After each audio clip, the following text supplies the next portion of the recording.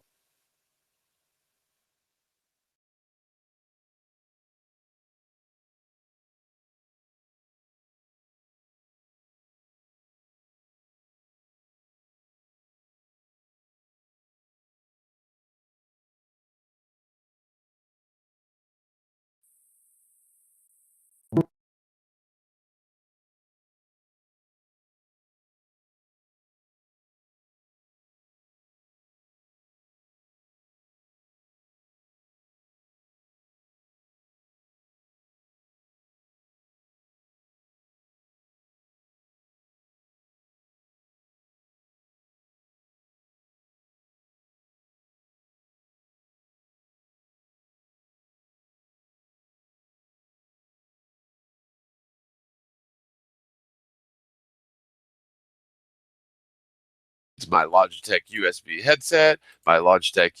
headset, save. Okay, now you guys should definitely be able to hear me. I have no idea why. Aha! There we go. We are now live. It only took me 10 minutes. Yay! Yeah, okay, well, no, it was some sort of weird settings. Wow, I am so glad that I am now, well, thank you. Whatever we did, it worked. Whatever the combination of things we did, it worked. I can officially say that I am struggling through Google Hangouts, but, you know, like they say on long road trips, getting there is half the fun. One of the things I opened with when I was just trying to kill some time, allowing for people to sort of pile in a little bit, is I may sound, because a lot of people complain, you know, just there, everybody's always going to find something to complain about. And so, yes, I know, I'll save you guys all the insults and just say that I sound extra specially nasal today because I have what's called a deviated septum. So sometimes it's difficult for me to breathe out of my nose.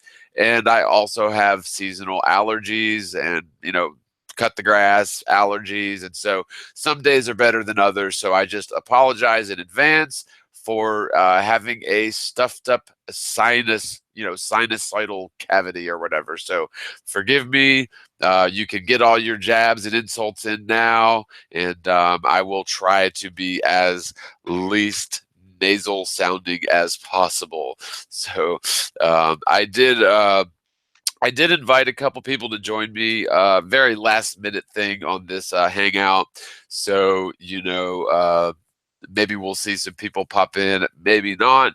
But you know what? We've got that. There's so much to talk about in terms of flat Earth stuff, stationary plane Earth stuff, anti-scientism stuff that really you could talk about this for 100 years and still have fresh stuff to talk about. One of the things that I do want to add to my little list of items is I do want to show you guys. It's been 2 weeks since my last live stream, and as you guys know, the 2 weeks ago to the day, I really did some damage to my right index finger during a lawnmower incident. So what I did was I did not get stitches or anything. I did I guinea pigged myself. Let's just put it that way. Yeah, I see Andrea Browning talking about Eclipse stuff. Yeah, so I'll talk about my finger as a last resort. But basically, the long and short of it is I used nothing but MMS for the last 2 weeks on this, and I would say it probably would be 100% healed. But I started trying to play my guitar after about just 4 days of severing the tip of my index finger, and I ripped the thing back open. So I think I set myself back a few days. So I'm not going to even try playing the guitar until a whole nother week, but I will. Spit and Band-Aid is good. J us Hess us 00. What's up with IPS? Is he still up to no good? I don't know. I honestly don't know. I don't want to claim to know what other people's intentions are. All I can do is observe. Uh, all I can do is observe people's behavior uh, and observe. Listen to what they say. And one thing that I find just troublesome, especially when you're dealing with people in the truth movement, and I'm not even saying any names, I'm not even necessarily saying this applies to that person you mentioned, but when I see people in the truth movement who change their stories around, who use fake names, people who, I don't know, are just deceptive in general. People who change their stories, that's usually, it's just not a good sign. And so uh, I've learned to trust my intuition with people. And, I have nothing against IPS. The question was, is he still up to no good? I would say I don't know for sure if he was ever up to no good. But according to my intuition and my observations, and actually the input from a friend of mine, otherwise I never would have been aware of any of that stuff. But I just have just a bad vibe about certain characters, and I'm not the type of person to pussyfoot around. And by the way, that is not a derogatory term. You can look it up in Webster's. Is pussyfoot around means like beat around the bush. And so I'm not going to do that. If there's a flat earther out there who I think is doing good work, I'll promote them. I'll share their work. I'll actually mirror it.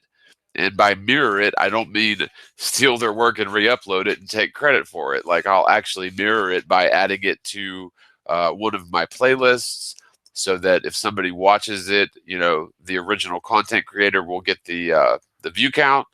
I'll share it on social media. I try to be very welcoming and supportive to new flat earthers. But on the other hand, when I see, maybe half dozen or a dozen red flags in specific, upcoming so-called self-proclaimed flat earthers who happen to be Freemasons and witches.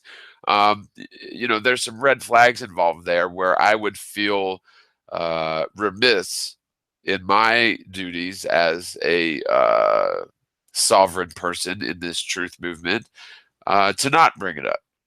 So that was a very long answer to a very short question. So anyway, I don't have any hate for IPS. If he's a true flat earther, if he's really trying to get the message out there in a positive sense and get more people looking at flat earth, then I've got nothing but love for him, if that's his true intentions. If his intentions for the flat earth truth awakening movement are, malignant or negative, then that's a horse of a different color.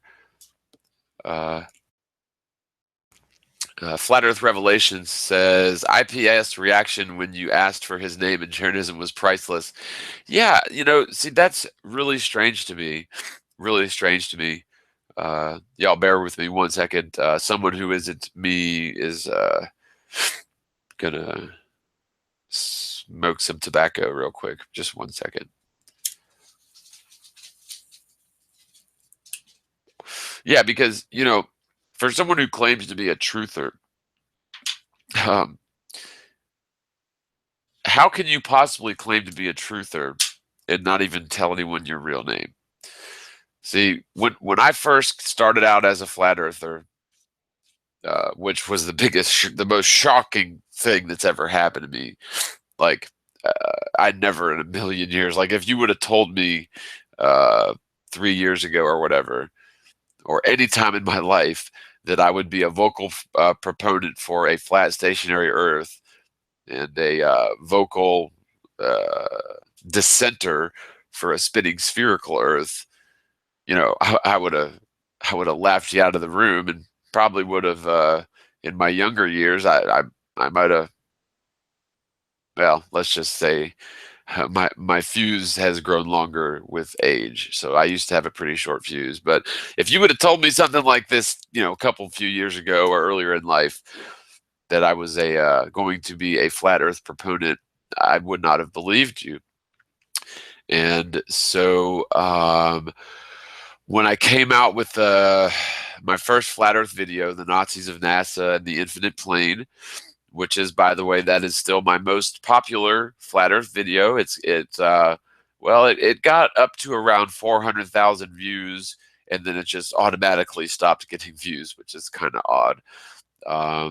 But also, YouTube muted that video worldwide, so you can still watch the Nazis of NASA and the Infinite Plane, my very first flat Earth video, on my YouTube channel, but you can't hear it.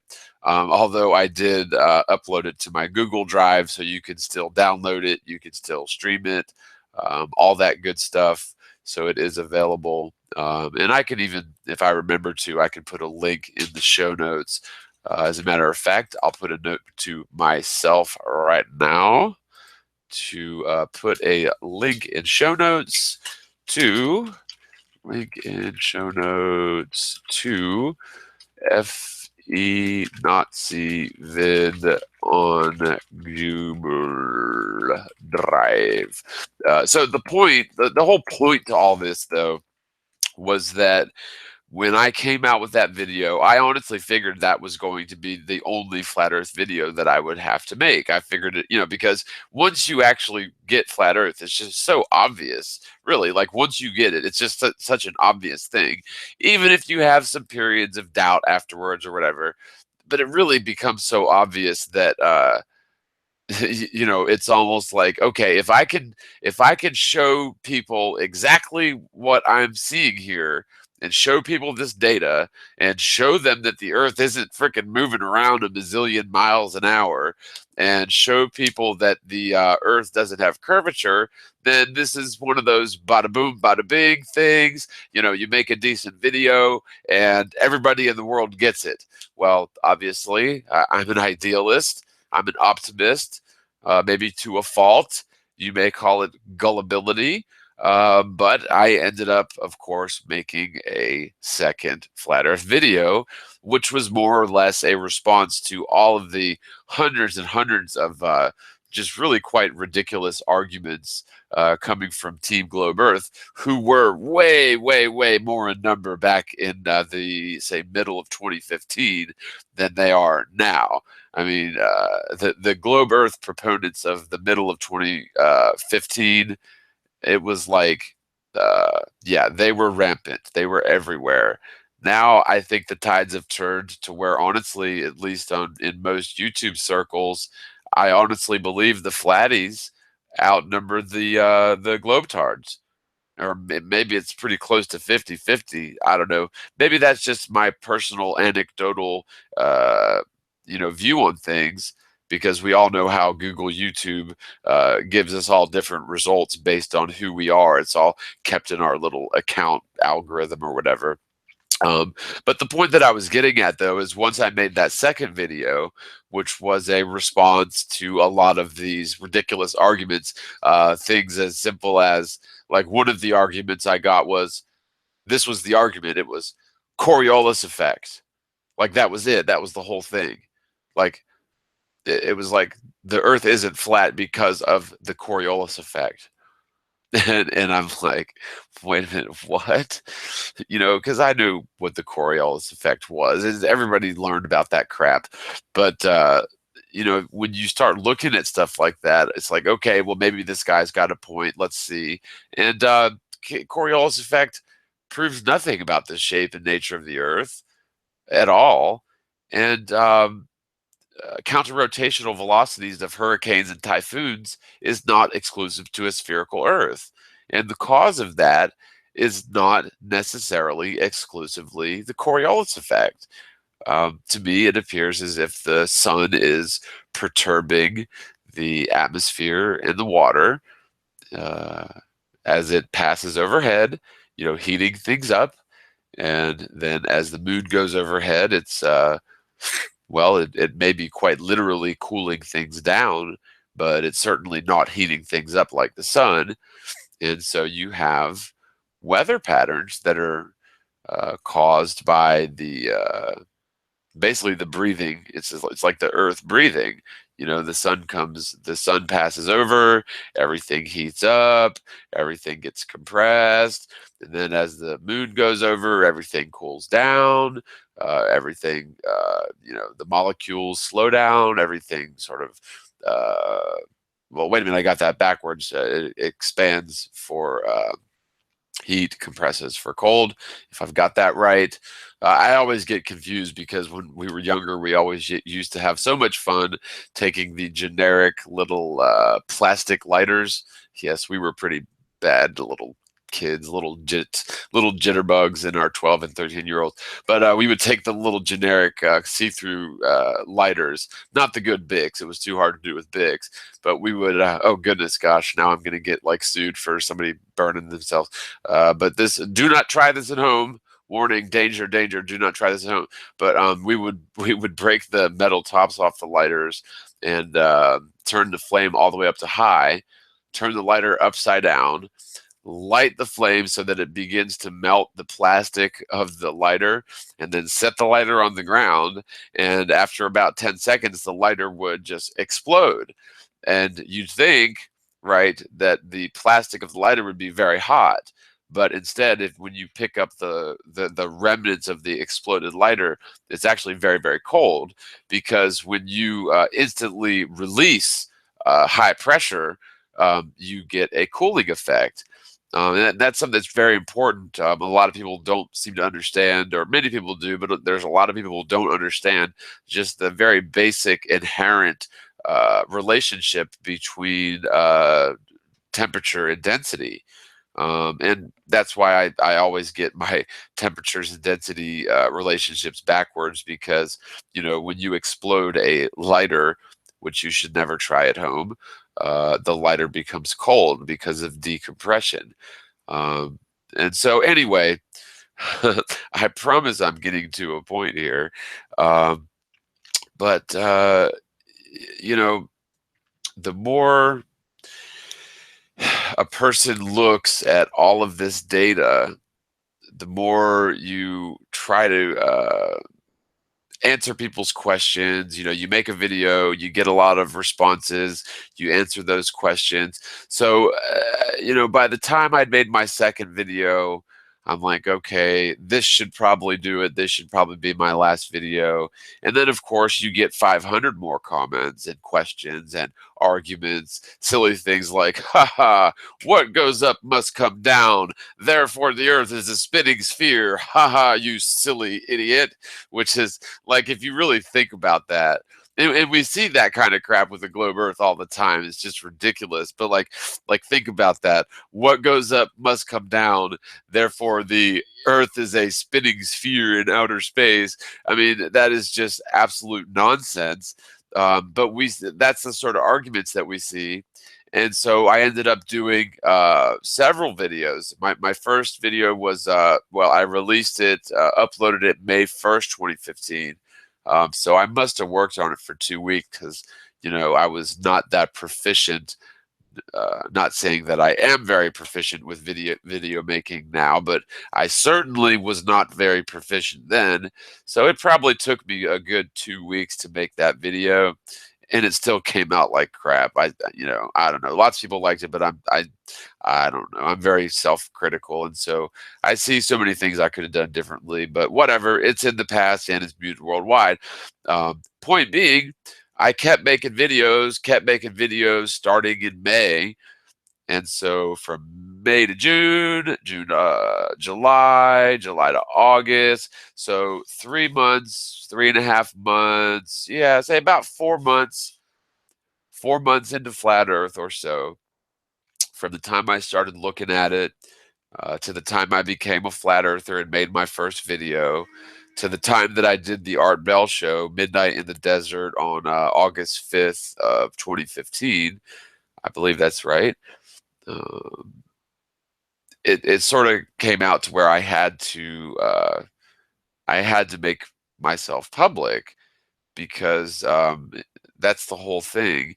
That's the whole point I was making, is that if you're going to call yourself a truther, but you won't even tell people your real name, there's a problem with that.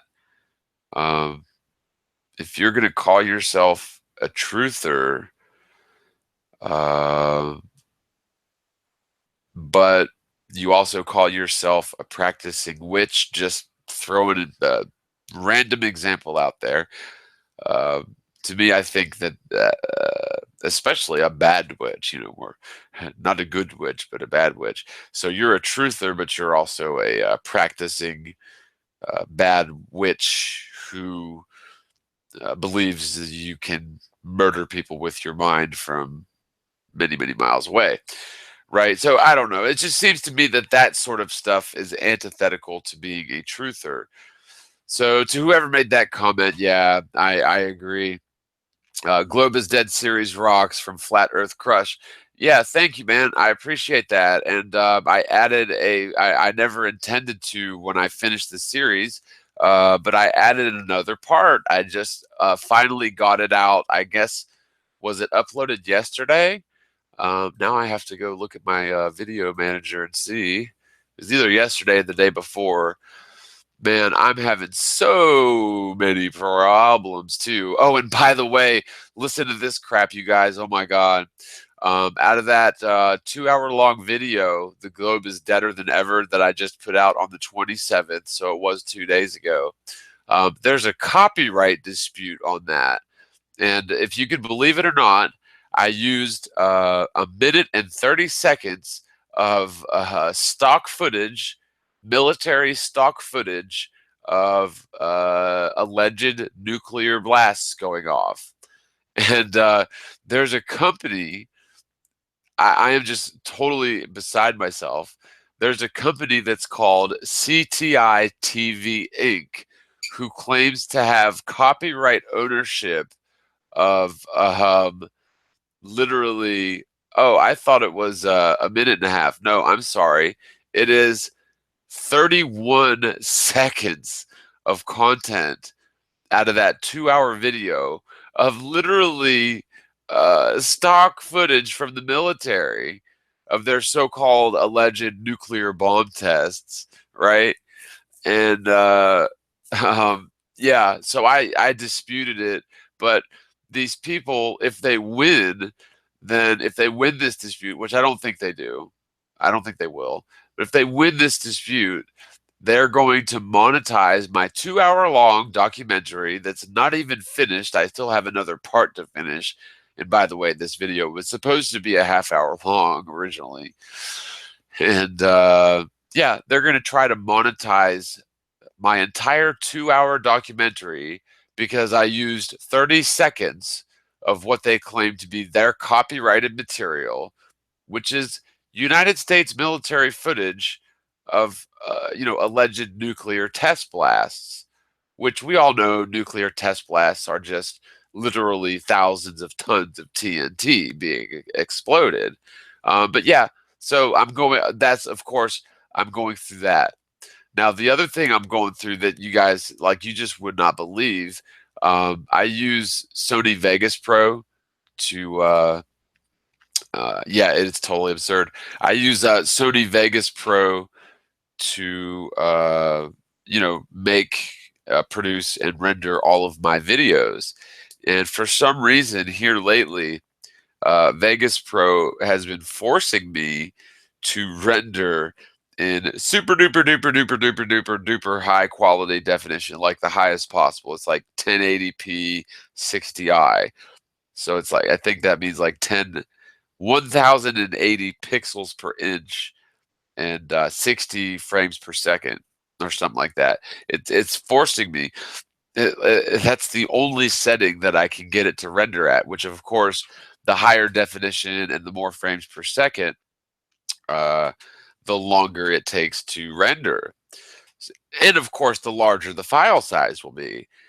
And so furthermore, um, when you have these large file size videos rendering, um, it got the first time I start to render that video, The Globe is Deader Than Ever, that I just got out on the 27th. The first time I went to render it, it got stuck at 90%. And so I had to, I had used some Photoshop documents in there. And so I had to make some fixes. And it took it 20 something hours to get to 90%. Then it just got stuck there. So then I fixed those couple issues at the 1 hour and 43-minute mark, set it to render, and went to sleep. Woke up the next morning and it was stuck at 92% because I had left one more instance of that same Photoshop document file. And so I had to fix that and re-render. So it literally took me 3 days to render that video. And it ended up being like 20 gigabytes in file size. So as you can imagine, it took me, I don't know, maybe 5 or 10 hours to upload. And then, of course, after all of that, these people are going to hit me with a copyright strike for stock footage that's way older than 50 years old of the military, filming, say, 1,000 tons of TNT being, exploded. Um, so it's ridiculous. So that's in progress. So you guys keep me in your prayers on that because I spent about a week making that video, not in a row. I didn't spend like, a week's worth of hours, but I spent about a week, few hours a day here and there making that video. And I spent literally 3 days just trying to get it to render and then an extra entire day uploading it. Of course, I can do other things while it's rendering, and I can do other things while it's uploading, but it's time consuming and very frustrating. And so, just you guys, my prayer warriors out there, just do me a favor and just say a little prayer that I will win this copyright infringement claim because I put it's a 2-hour documentary. I put, I think, 2 ads in it, so I don't think I'm being very greedy with the ads. I could be like the regular networks, right? And I could play you 10 minutes of content, and then I could play you 7 minutes of ads. But no, I just put a couple ads here and there because it is nice to get, maybe $100 a month from YouTube ad revenue. But whatever. I do flat Earth videos for the love of it. I made a joke the other day to someone I was talking with. I can't remember who, but people accuse flat Earthers of doing YouTube videos to make money, which is just so ridiculous because I was watching PewDiePie a couple weeks ago, not for any other reason than just to see, because PewDiePie is the most successful YouTuber there is. He's got, I think, up to 55 million subscribers. He was doing a live stream where he was playing a video game live for his subscribers. There were 15 million people watching him play a video game. And what I do know, a lot of people don't know this about YouTube, but you can set up monetization for paid product placements. So, for example, like I could approach Coca-Cola, just pulling this out of my butt, but I could approach Coca-Cola. They have an advertising sales department, and I could say, I want to drink Coca-Cola in my video, and for every time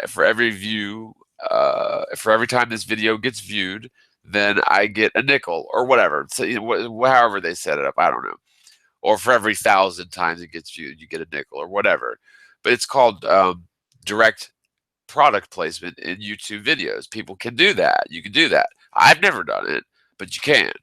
And so when you're doing something like playing a brand new video game with 15 million people watching, I would imagine, because a lot of people have attacked PewDiePie for, I think the claim was like he's either made $12 million either a year, or maybe it's like $12 million ever, like the entire time he's been on YouTube. I don't know, but he's made millions of dollars on YouTube. Okay, literally. And so if I was going to make a channel to make money and to get millions and dozens of millions of subscribers, I'd be absolutely retarded to do a flat Earth channel if that was my goal. People that claim flat earthers are doing this for the money, it's just utterly ridiculous. The money that I make from YouTube flat Earth stuff might pay for my internet bill, and that's it, if I'm lucky anymore. Didn't used to be like that, but that's the way it is now. I do flat Earth videos for the love of the truth and for the love of all of the deceived people out there that I want to bring into the light of truth. That's why I do it. But if I wanted to make money, I would use PewDiePie's model because, yes, he's got a good sense of humor. He's a funny guy. He's a likable guy. He definitely is.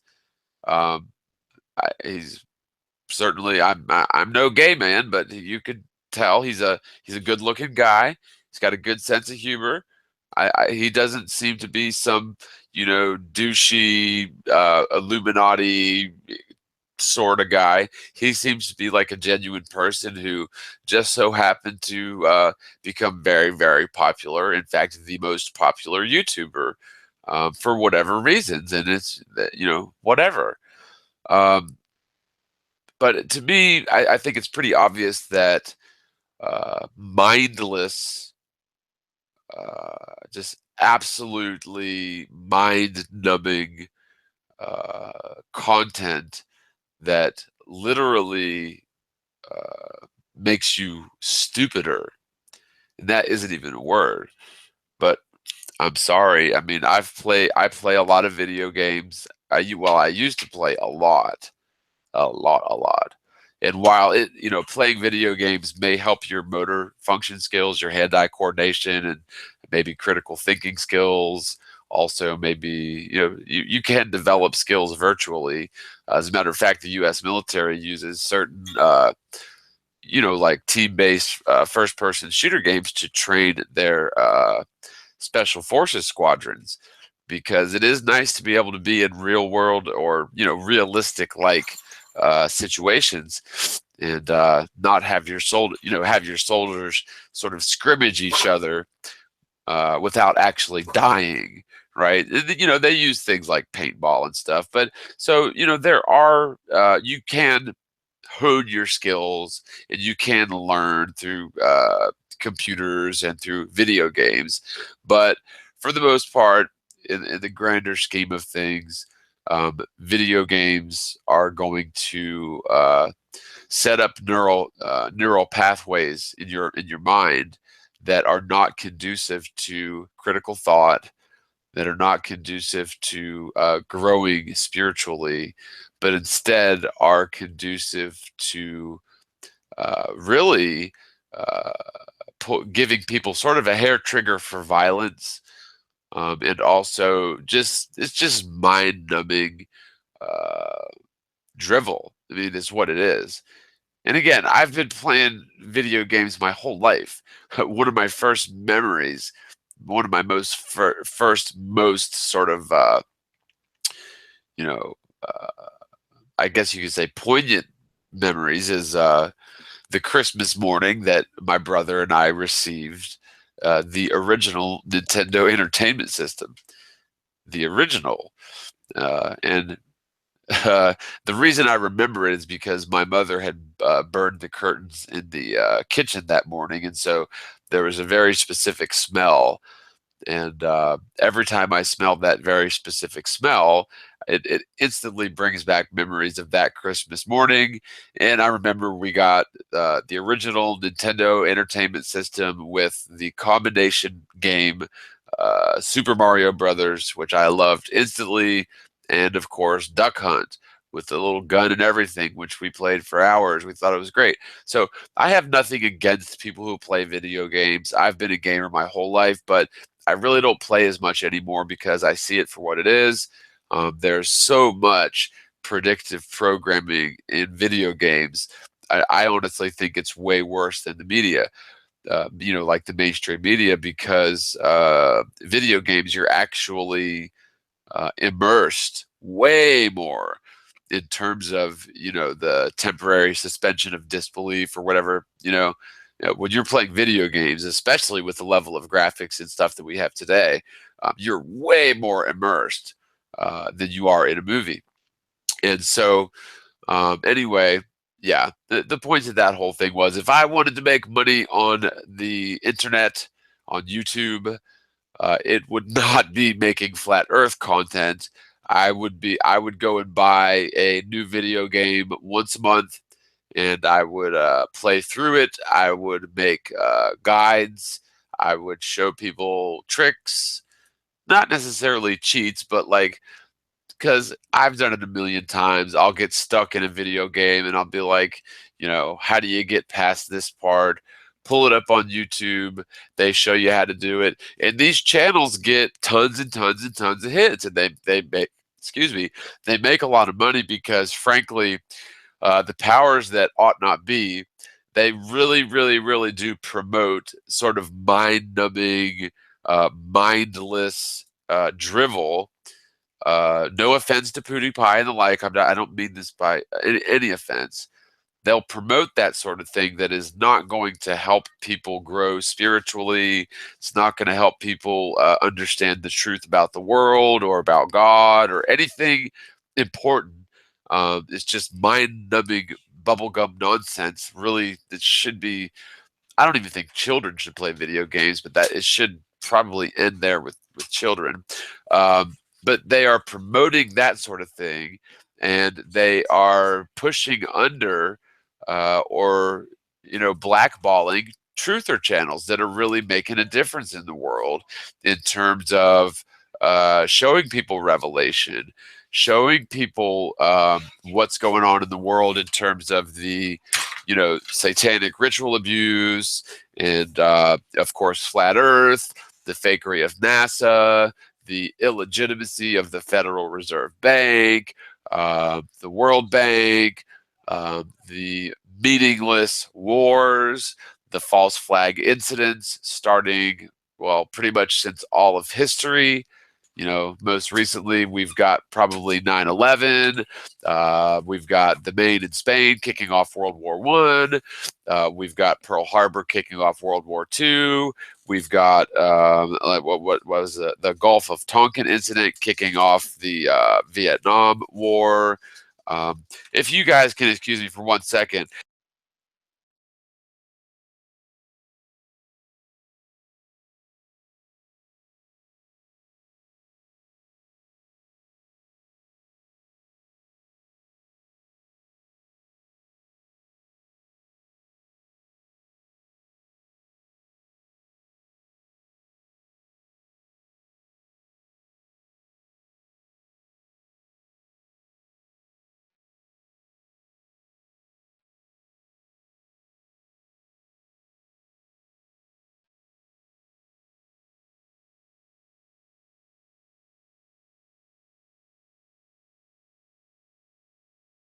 Sorry about that, guys. Had a little bit of a problem there.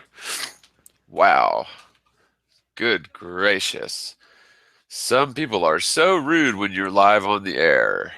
Anyway, I'm refreshing. So I have no idea what I was just talking about, but must not have been that important. But yeah, okay, so false flags.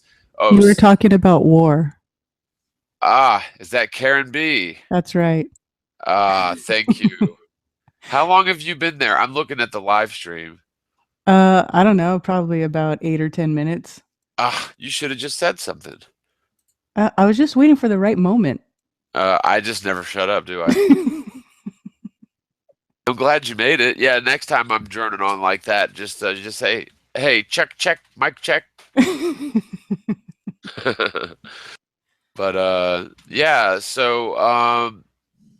yeah. But just to finishing up the point though, yeah, if I wanted to make money on YouTube, I would model my channel after PewDiePie.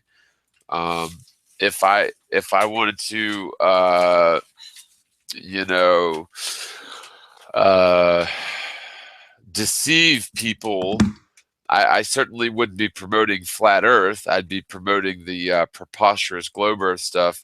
So but truther channels, and I'm not saying that everybody who's a truther channel has to use their real name. You've got certain people who are in professions like doctors, lawyers, maybe even scientists of certain sorts who are flat earthers, but they are they're just not able to publicly come out and express their feelings.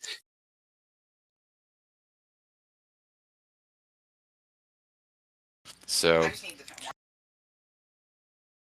I'm sorry, guys. I'm trying. Karen, if you can talk for a minute, I've just been bum rushed by people who I've told several times I've live on the air, and they're just wanting my attention. So I'm going to mute myself real quick and take it away, KarenB. Okay, great. I didn't think I was going to be having to take over the whole stream, but okay. um Sorry. Here, I'm now giving out my Wi-Fi password. So hold on.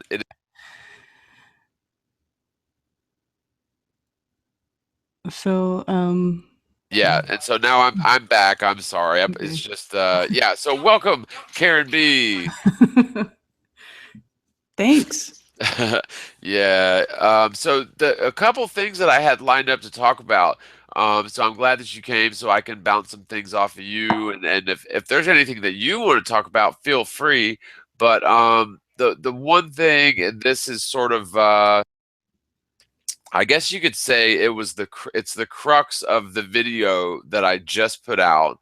And I never really got to seal up the entire point because the 15 to 30-minute video I intended on making was at nearly 2 hours long, and I'm like, goodness, I'm just gonna have to turn this into a part two because um, I don't know if you're up on all of this. I don't expect everyone to watch all of my videos, but one of the things that I've been looking at recently is the double or triple drop effect. Does that ring any bells for you? No. I've actually been out of town for a few days. Ah, And I just got back I don't know, 2 days ago. So I might be out of the loop on stuff. No, what is the double or triple drop? okay. So here's what it is. When we see, let's just say, okay, you're standing someplace that you know is flat. Say it's a bowling alley. And if you were to take a line of bowling pins and just put them, foot apart going down the line of the bowling alley. So like not where the pins are supposed to be, but just like line the pins up a foot apart going away from you down the bowling alley, right? Perspective would cause them to seem to get littler and littler and littler and littler as they get further away, right? Mm-hmm. So that's exactly what we're seeing when we see things like the world record long distance landscape photography, which I'm 100% sure I've shown you, right?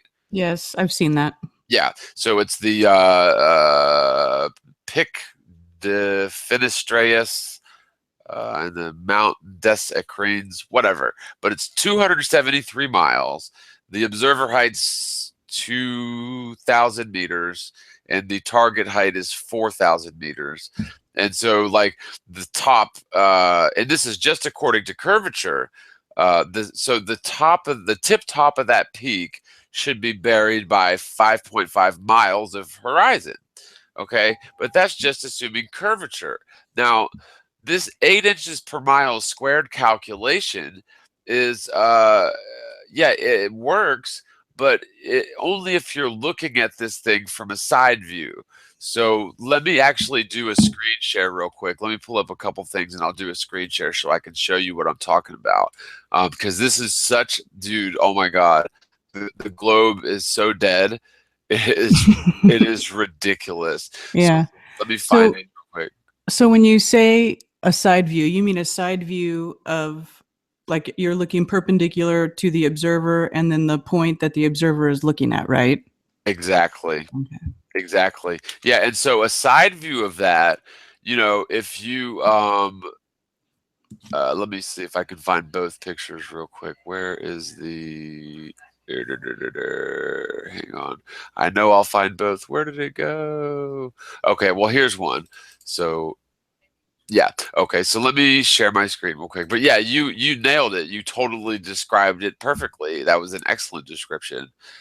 I'm gonna Well, have thank you you. I'm gonna have you write my book for me. No, I'm kidding. Okay. So I can narrate it for you. That's about the best I can do. yes, when I do the audiobook format, yes, you're gonna be my pick for narrator. But you have to do the OnStar thing first. Oh yes, yes, OnStar. It's so, what's so funny is that after that day, then later that evening, I was chatting with Zach, and Zach was telling me I sound like the GPS voice too, and he didn't even see that stream, and I was like, why? Everybody Really? today is telling me I sound like the GPS voice. Wow, that is so funny. Oh my goodness. Okay, so yeah, exactly like you said. So here is oh, and I might as well pull up a picture of the I've even got it bookmarked. That's how much I love this. Where is it? The Pic Dentistry. It is right there. Come on, you. There it is. Okay. So Beyond Horizons teams, this is just from last year, July of 2016. Okay, so this right here is we're representing this by this thing here, right? And so this is how you'll see these curvature calculations made as like a side view, right? But Hmm. the problem is though, um, this mountain here, because see, this is the target mountain right here, that shouldn't be represented as, say, like, see, this is 2.5 miles tall, but from an observer here, it wouldn't appear to be 2.5 miles tall. It would appear to be just like we see in reality, about an inch tall, right? Right. Hmm. So, Right. so what this diagram should look like is, from a side view, is for like, say that these mountains are the same size, right? But by the time you get to over here, this mountain should be like an inch, right? Because of perspective. So From a what side view, though. yeah, from the side view to represent not only the curvature, which is going to obscure this mountain, but also to represent the perspective which occurs in the eyeball of this observer, because we've already agreed that things diminish in size upon a plane. So of course, objects are going to diminish in size along a curve, plus well, actually, they're going to diminish in size along a curve exponentially. Plus, they're going to apparently diminish in size due to perspective. So you have a double dropping effect. I've got some other slides. Let me see if I can find them. It was, let's see here. I've got them in the documents folder. Okay, This because will show what exactly what I'm I'm what showing. I'm thinking of when you say a side view of what you're showing, like, I'm thinking that my side view is equidistant from the observer and from the point the observer is looking at. So when I'm not, I guess I'm not understanding what you're trying to say, because it sounds like you're trying to say in that diagram, the mountain that the observer is looking at should be small, even to the person on the side view. Like, I don't get it.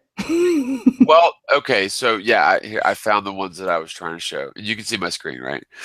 Yeah. Okay, so Well, no, put it back on. Now I just see your face. Are you presenting yourself? oh, wait a minute, am I not presenting? I don't know. I don't see it. I have to look on the. Well, okay. On the live stream, it looks like you are. Oh, okay. All right. Well, let me just make sure screen share. I'll just share again. Maybe I hit a wrong button. Yeah, now I'm definitely sharing. Okay. So, dur, dur, dur, dur. Okay. So here's what I'm saying. Let's just say this is just an example. And can you see the blue, like the little observer guy with the green grass and the blue sky? Yes. Okay. So let's just say that this is a diagram of all of these red vertical lines are the same height, right? But according to him, they're going to look like this, right? They're going to diminish in size with Mm-hmm. distance. Okay. Okay. Even though the actual height, they're all even. Mm-hmm.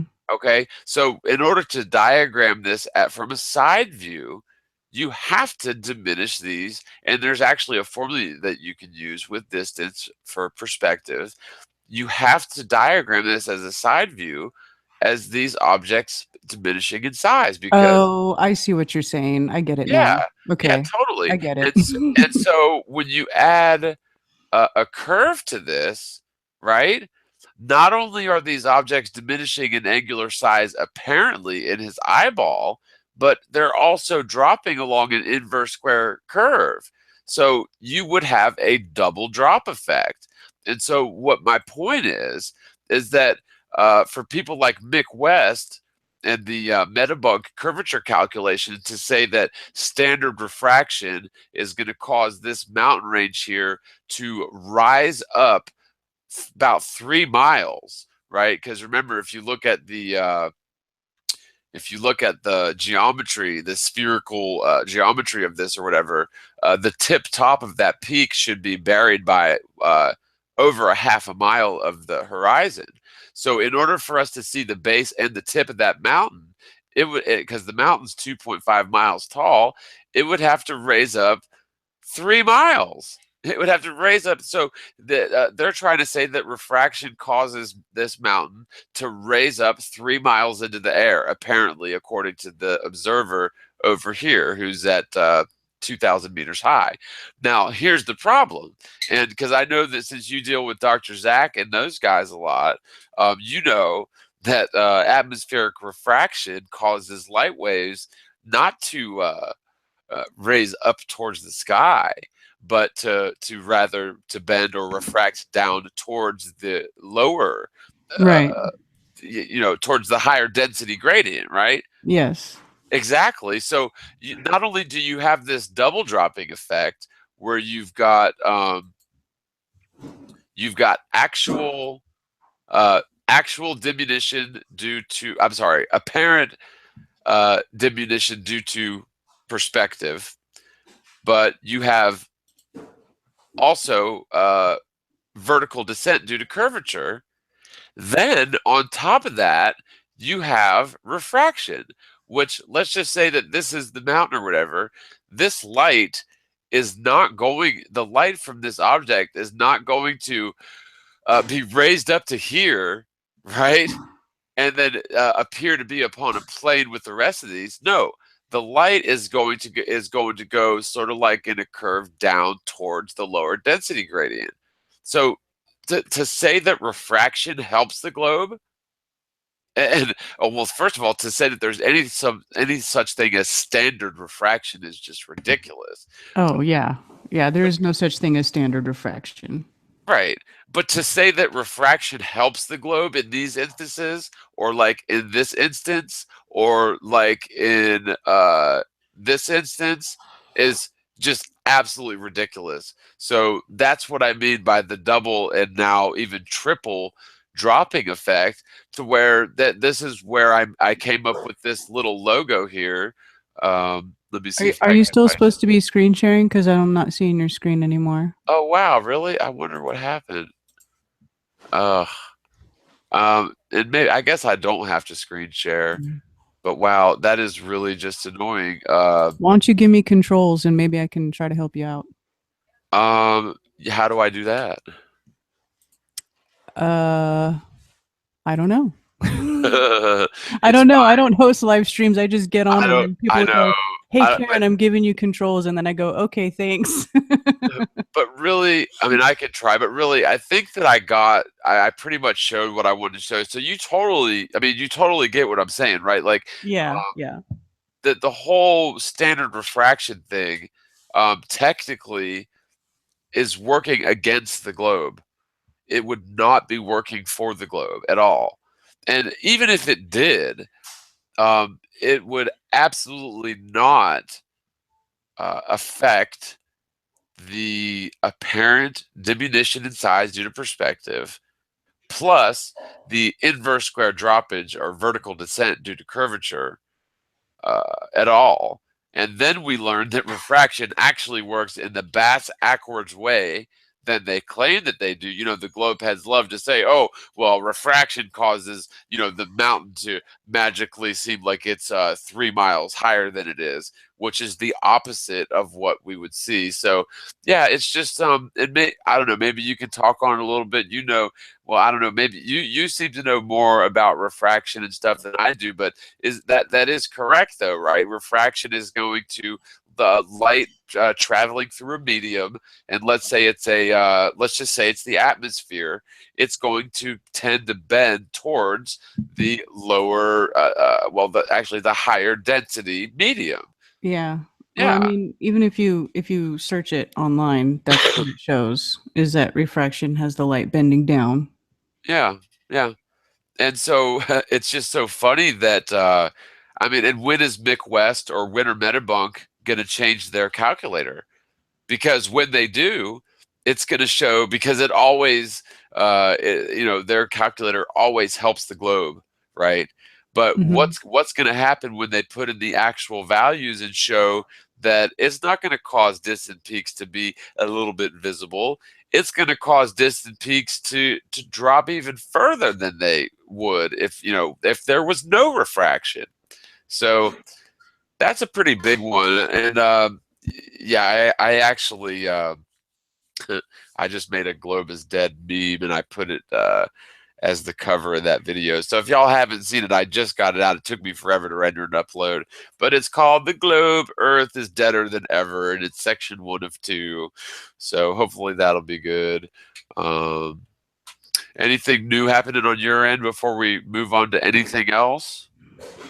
Um, well, if you remember the last video that I worked on with Dr. Zach, we did the debunking of the curved water video. But in that video, we mentioned the non-uniform density transition zone, which is actually a term that was made by Steve Torrance. I'm sure you guys are all probably familiar with Steve Torrance. He does those really excellent 3D animations about globe Earth versus flat Earth, Yeah. and him and Zach did the videos about refraction and showing how when you add the atmosphere into the 3D program, the Cinema 4D, it actually causes the sun to rise and set the way that we see it in real life, and it also um, lends to the rotation of the stars and how they drop below the horizon. Yes. Um, and so what, and part of that is the nudes, the NUDTZ, the non-uniform density transition zone, which is that little zone that is right, you know, at the point where the land or water horizon meets the sky horizon, and there's a lot of distortion there because that is the densest part of the atmosphere. And so there's a lot of weird things that happen there, light bends, there's a lot of miraging, it causes things to get squashed on the horizon, and this is something that we are working on right now to try to explain better. Um, in a video, and hopefully it'll be in multiple languages, and it's going to be pretty cool, I think. Yeah, that's awesome. That's really awesome. And yeah, I was blown away, and I always want to call Steve Torrance Steve Austin. So if I ever do it, just slap me. I don't know why I call him that, but yeah, Steve Torrance, I'm familiar with his work, and actually I've been using his Cinema 4D animations in a couple of videos because it shows what happens when you take, the sort of the AE projection of the stars, right? With the North Pole star in the center spinning around. And then he adds refraction, where, from what I gather, he's using the very numbers that we can prove using weather balloons, in terms of pressure and temperature and the density of the different layers of atmosphere. Mm-hmm. And when you plug those values into the software, it shows that it causes the stars to set and counter rotate in the south, and causes the sun to rise and set and the moon to rise and set. And so, yeah, I'm very impressed with that. And we can demonstrate this stuff in real life because there's so many people out there, especially globe heads, who are like, oh God, you guys actually are coming up with these theories that light bends through air. You flat earthers are crazy, right? And it's like, we're talking about refraction here. This is the thing that's measurable, but they think that we're coming up with theories to support our theories, right? I mean, but are you familiar with those sort of arguments? Like, have you seen that in the globe Earth world Mm-hmm. much? Oh, Yeah, yes, yes. right. I mean, how frustrating is that when we're literally going by the book? And yeah, I have used that animation in just a few things. I hope Steve doesn't mind. I did put links to, actually, you know what? I put links to Dr. Zach's channels, and I totally meant to put a link to Steve's channel, and I couldn't find it. So I'm not sure because I'm pretty sure I was subscribed to him, and I'm not sure if I got unsubscribed or what, but I'll get it figured out anyway. But yeah, he does some awesome work. Love Steve Torrance. And sorry for interrupting you. What were you saying about Steve other than the refraction stuff? I don't think I was. I don't know. I don't Oh, remember. so you had made your point. Okay, so Yeah. cool. But yeah, so cool. No, it's freaking awesome. That no, we're not making this stuff up. We're not coming up with theories to try to make flat Earth work hypothetically. What we're doing is we're following the scientific method, which really is very close to the zetetic process. But what's happened, is science and the scientific method has been confused, intentionally confused throughout history with theoretical, hypothetical astrophysics. And frankly, calling hypothetical astrophysics or theoretical astrophysics science, to me, is exactly the same thing as calling modern abstract art architecture and engineering, right? You know what I mean? Because Yeah. there absolutely is nothing scientific about theoretical astrophysics. And so flat earthers are not trying to come up with theories to support our flat earth theory. We're looking at this and we're saying, okay, the earth does not have curvature. The Earth is not moving, and so what's going on in the lights with the lights in the night sky? Yeah, it's definitely a mystery. We're missing some pieces, but I think we've made huge strides, and I know that like Steve Torrance, Dr. Zach, you. Lots of people, tons of people, thousands of people all over the world have added bit by bit. Science isn't something, or a fully working scientific model isn't something that just, manifests overnight by a couple people.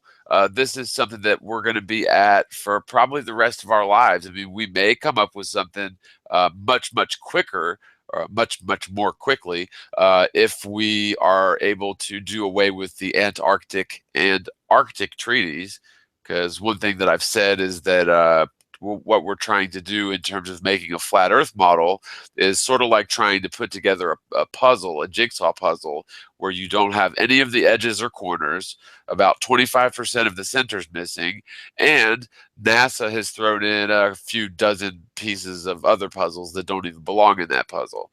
So, Mhm. that's sort of what we're trying to make our model with. And so it's very difficult, but frankly, maybe you can touch on this point too. I want to hear your thoughts on this, Karen, because I know that you're super good with like trig and stuff, and you're way better with math and stuff than I am, honestly. Because I've always been more, I don't know, like right-brained, musical, artistic. I went to college for guitar, so that says a Well, lot about me. I do okay with math, but I'm not. I don't claim to be any sort of math genius or anything like that. Okay, but like, did you enjoy it as a subject in school at all? Yeah, it was one of my stronger subjects. Yes. Yeah, I could tell. So that's what I mean. That's totally okay. So I didn't nail it, but I'm close enough.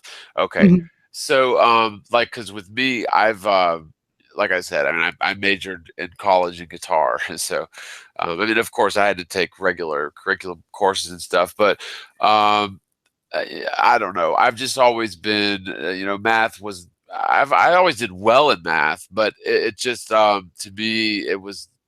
I lost interest in it very quickly because I could spend 8 hours straight playing guitar and not even uh, get bored at all.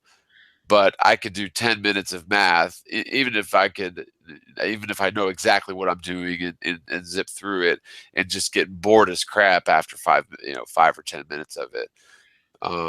But people are different though. Everybody's got their strong points. Everybody's got their passions, and that's when the best progress happens, is when everybody, the more the merrier, starts applying their experiences, their specialties, towards this pursuit of truth. That's what science is. Now, to the point that I was making earlier, theoretical astrophysics, calling that science, that is like calling, abstract modern art, architecture, and engineering. Because Yeah. what they're doing is, they're taking theories, they're taking philosophical preferences, and they're putting them in textbooks, and they're teaching them to toddlers for ostensibly the last 500 years. Yeah. Yeah. Yeah, I don't think there's anything scientific about things that are unfalsifiable. Personally, I mean, yeah. if you can't show it, you can't prove it, you can't demonstrate it. It just it's ridiculous. It's ridiculous. It's I mean, you know.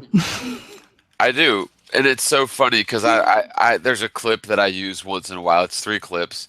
The first clip is Neil deGrasse on Star Talk, where the opening question is, "What is gravity?" And his answer is, "I don't." Oh, quote, "I I don't have no know." idea. He Yeah, says, "I have no idea." Next question. next question. End quote. Right. And then I cut to, and by the way, this is called gravity, and then he drops his microphone. And then, of course, the clip from this silly movie Zoolander 2, I think, where Neil deGrasse says, or no, what's his name? The guy with the broken, funny nose, I don't know, whatever his name is, the blonde-haired guy. He says, "Hey Neil, you're totally blowing my mind." And yeah, he says, "That's what I do. I'm Neil deGrasse Tyson, biznitch." But Yeah. I love Oh, yeah. using those. Yeah, I love using those three clips because it sums it up perfectly. It's like it's just conjecture. The gravity. If you can't explain what gravity is, and we're not talking about what goes up must come down, um, then Or you know what else really upsets me too? And I just saw this on Facebook. I haven't been going on Facebook as much as I used to, but I went on and it's like, they put this stuff in your feed because they just want to mess with you. And it's um, Neil deGrasse Tyson, and his quote is made into a shirt that says, "The universe is under no obligation to make sense to you." And that to me is so It's so insulting. It's such an insult. It's like, you don't have to understand it. Just shut up and be dumb and just eat the shit that we're feeding you with the spoon. Just eat it up, right? Like that's what it is. That's all it is. Don't ask questions. Don't try to understand it. Don't think too much. Just listen to what we tell you. It's the truth, and that's it. Yeah, I mean, and that's exactly what it is. I mean, it's scientism. And it's been going on for such a long time. I mean, they've gotten very, very good at it. I mean, the nuclear bomb hoax, I think, was just another application of this. It's propaganda. See, they've been collectively the world governments. I think that they are far less separate and inimical to one another than we're led to believe. I think that the world governments have been, uh, many of them, more or less in collusion for a long time, and Yeah. they've perfected controlling populations. And the way that they do it is through psychological stuff. And the printing press was a huge leap. The television set was another huge leap. And the Mhm. internet is like, wow. I mean, now you have people who can interact with this propaganda system, and the propaganda system can literally interact back with us, and the propaganda system is literally smarter than us, at least in a I don't know, maybe not an intelligence sense, but smarter than us in terms of this propaganda artificial intelligence.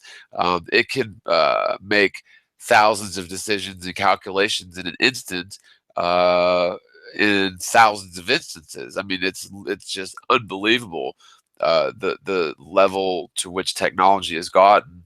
And so, when you see things like, oh, it was just so weird. I don't know. Like, I'll be typing in a search into Google, and there was no way. I hadn't said anything about it. I hadn't been searching for similar things. I was just thinking about something. It was something weird. Like, it was something that you would not normally Google search for. And I'm telling you, I typed in the first couple letters, and it filled out like 5 suggested words after that were the exact words that I was thinking. I don't know if does that make sense? Yeah, that's creepy. Creepy as hell. Like, you'll hear stories about people who are saying, "Yeah, I was like talking about, I don't know, like getting a haircut, and then next thing I know, I get a pop up for Great Clips." That's one thing. If you're talking about it and your computer's listening, and then this propaganda machine has the ability to real time spit out an ad that's relevant to your conversation, that's creepy. But that's one thing. I literally hadn't spoken anything. There was nobody else in the room with me. I hadn't searched anything else remotely relevant to it. I was literally just thinking something in my head, and I went to search, and I put in like the first 2 letters, and yeah, the first option of all the gray little possibilities was exactly what I was thinking. And I was like, well, that's very convenient, but wait a minute, is Google reading my mother effing mind now, or what's going on here? The- Yeah. That's that's creepy. That's all I can say about that. They know too much. Google knows too much. yeah, absolutely. I mean, they're the biggest data mining company on earth, right? I mean, nobody is a bigger data miner than Google. I mean, I just saw a thing about those vacuums, those little remote control vacuums that everybody's got running around their house. Oh, Those, Roomba, yeah, Roomba. Roomba and iRobot and all those, and they're mapping your home. Oh, my bird's going nuts. Sorry. They're mapping what the inside of your home looks like, and then what are they going to do with that data? They're thinking about selling it to Google. That's literally what the article said. That it's like, hey, they're mining data and they're going to sell it to Google. Why? Because Google's got the most money to be paying the highest price for that data, and they're just going to add it to all their algorithms and just get more intrusive. It's the Internet of Things. People don't even realize about the Internet of Things. This is like the most surreptitious intrusion into our homes that there is. It's like, your alarm company is hooked up online, your thermostat is hooked up online, your fridge can hook up online and say, oh, are you missing this such and such item? Well, hey, this store over here has it on sale for you. Or you can have your dishwasher hooked up online, and they say, oh, it's so that you can start your things going while you're out going wherever you're going. You can start your dishwasher before you get home, or start your wash when you get home. And all these things are online, and that the information that these things are putting online is available to anybody who has the means to access it. And that's the Internet of Things, and it's in everybody's house. This is why, I'm putting tape over the camera on my computer when I'm not using it. You know what I mean? It's why I turn the mic off even though I'm not online.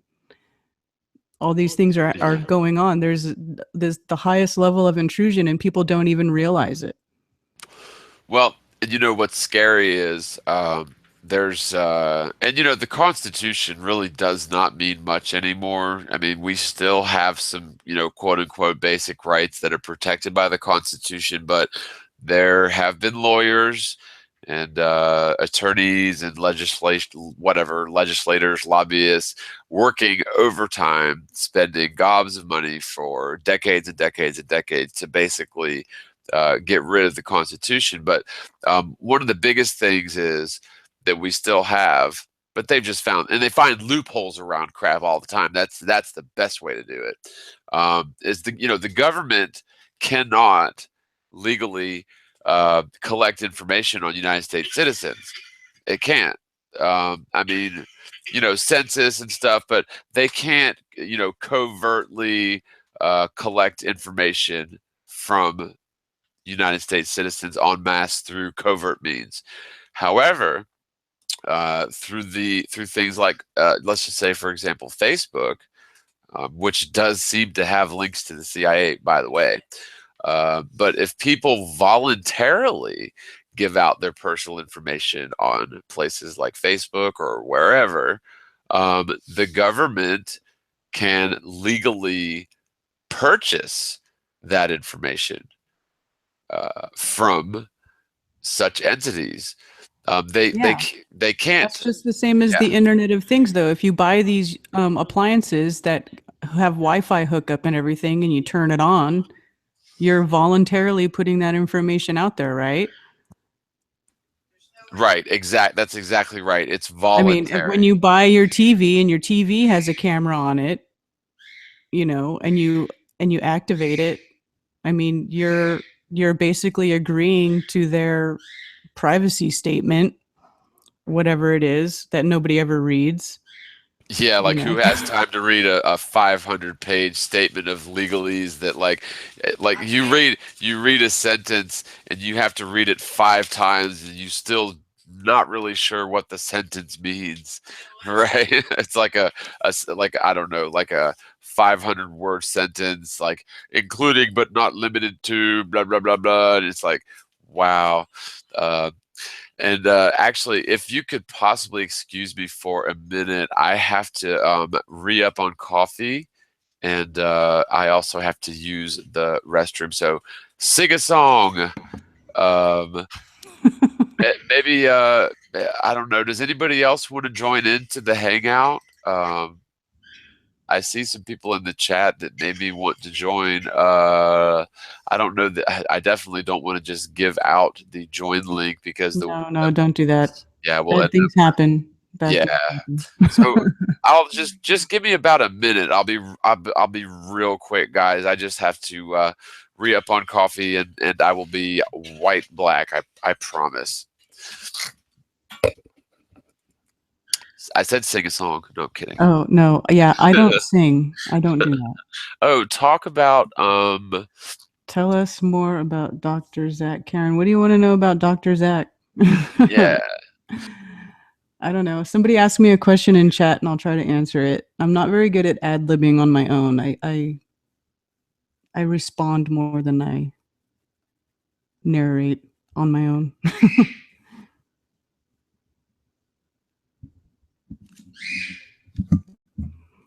If somebody wants a link, what will happen? Oh, God, my bird. I'm gonna have to put my bird outside. Hold on one sec.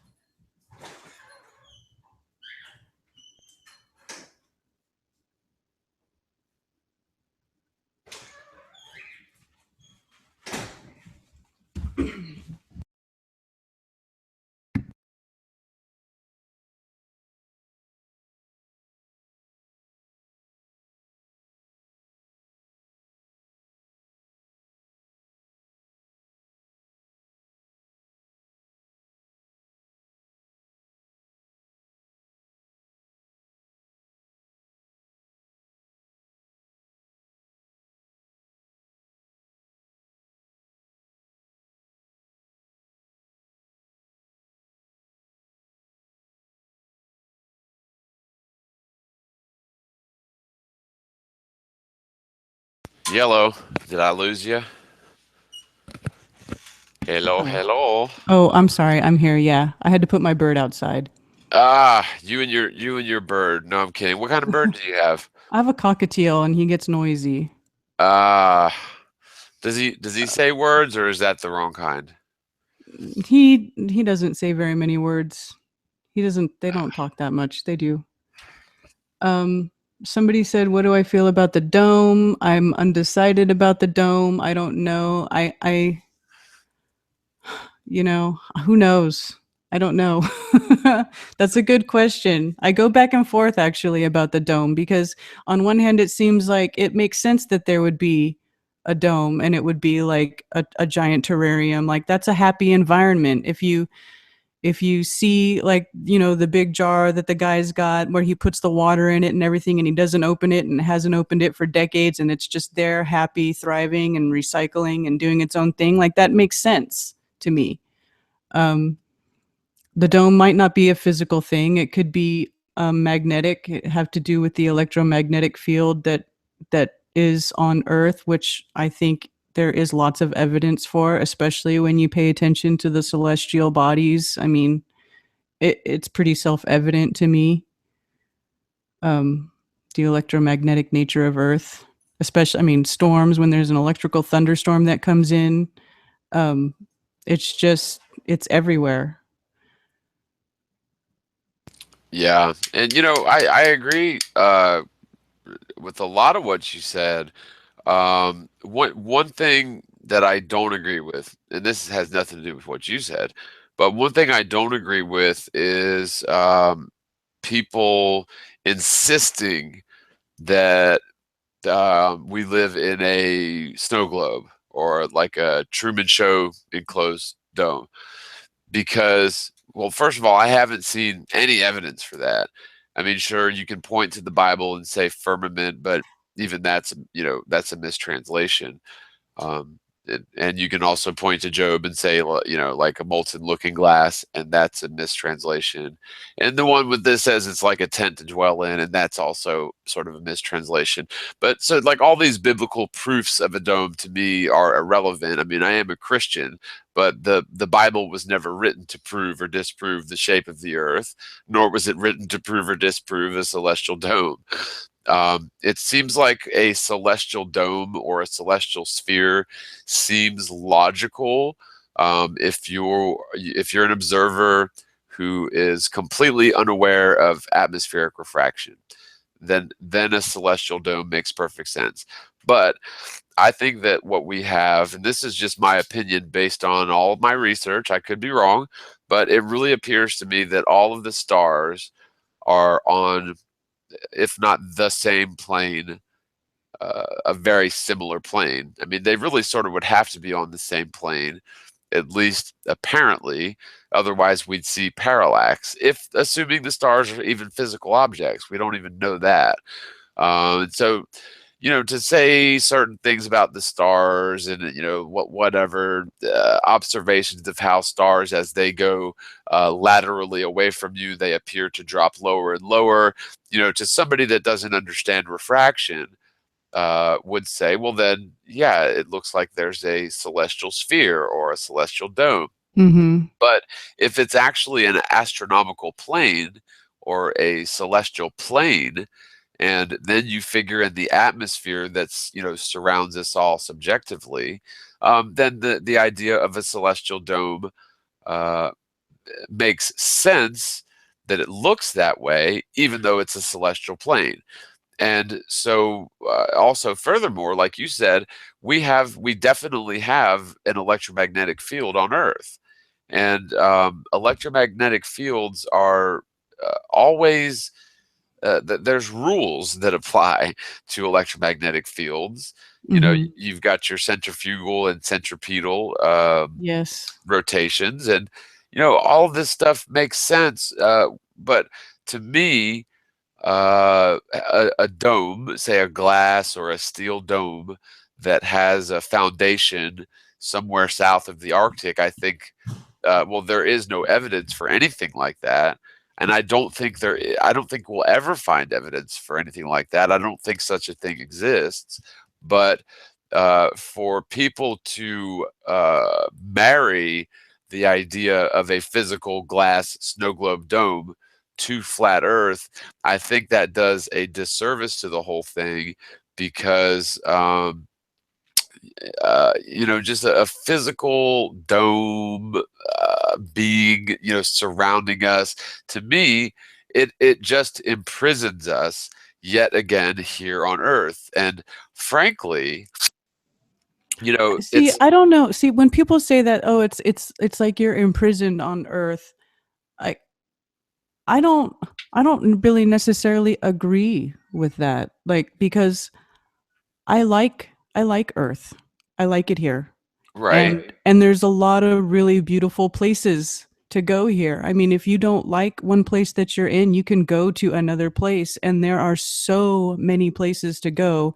And I mean, the Earth, even the known Earth that we know of, is so big, and there's all these different ecosystems. And to me, it's like, I don't mind being stuck here. I like it here. I don't want to go to space. I don't want to go into a vacuum. I don't want to risk my life. I like being where I'm at. I like being able to either go walk in the woods and listen to the wind blow through the trees and the birds sing, or I can go take a drive and I can go to the beach and I can walk in the sand and I can listen to the waves crash onto the sand, and I can smell the salty air, and that's good enough for me. You know what I'm saying? Like, I don't know why everybody wants to make it feel like you're trapped here, because it's a nice place to live if you make it a nice place to live. It's sufficient. It's more than sufficient. It provides everything that we need. So, I don't know. I don't agree that we're trapped here, even if there is an ice wall and that's the end of it. Like, I'm okay with that.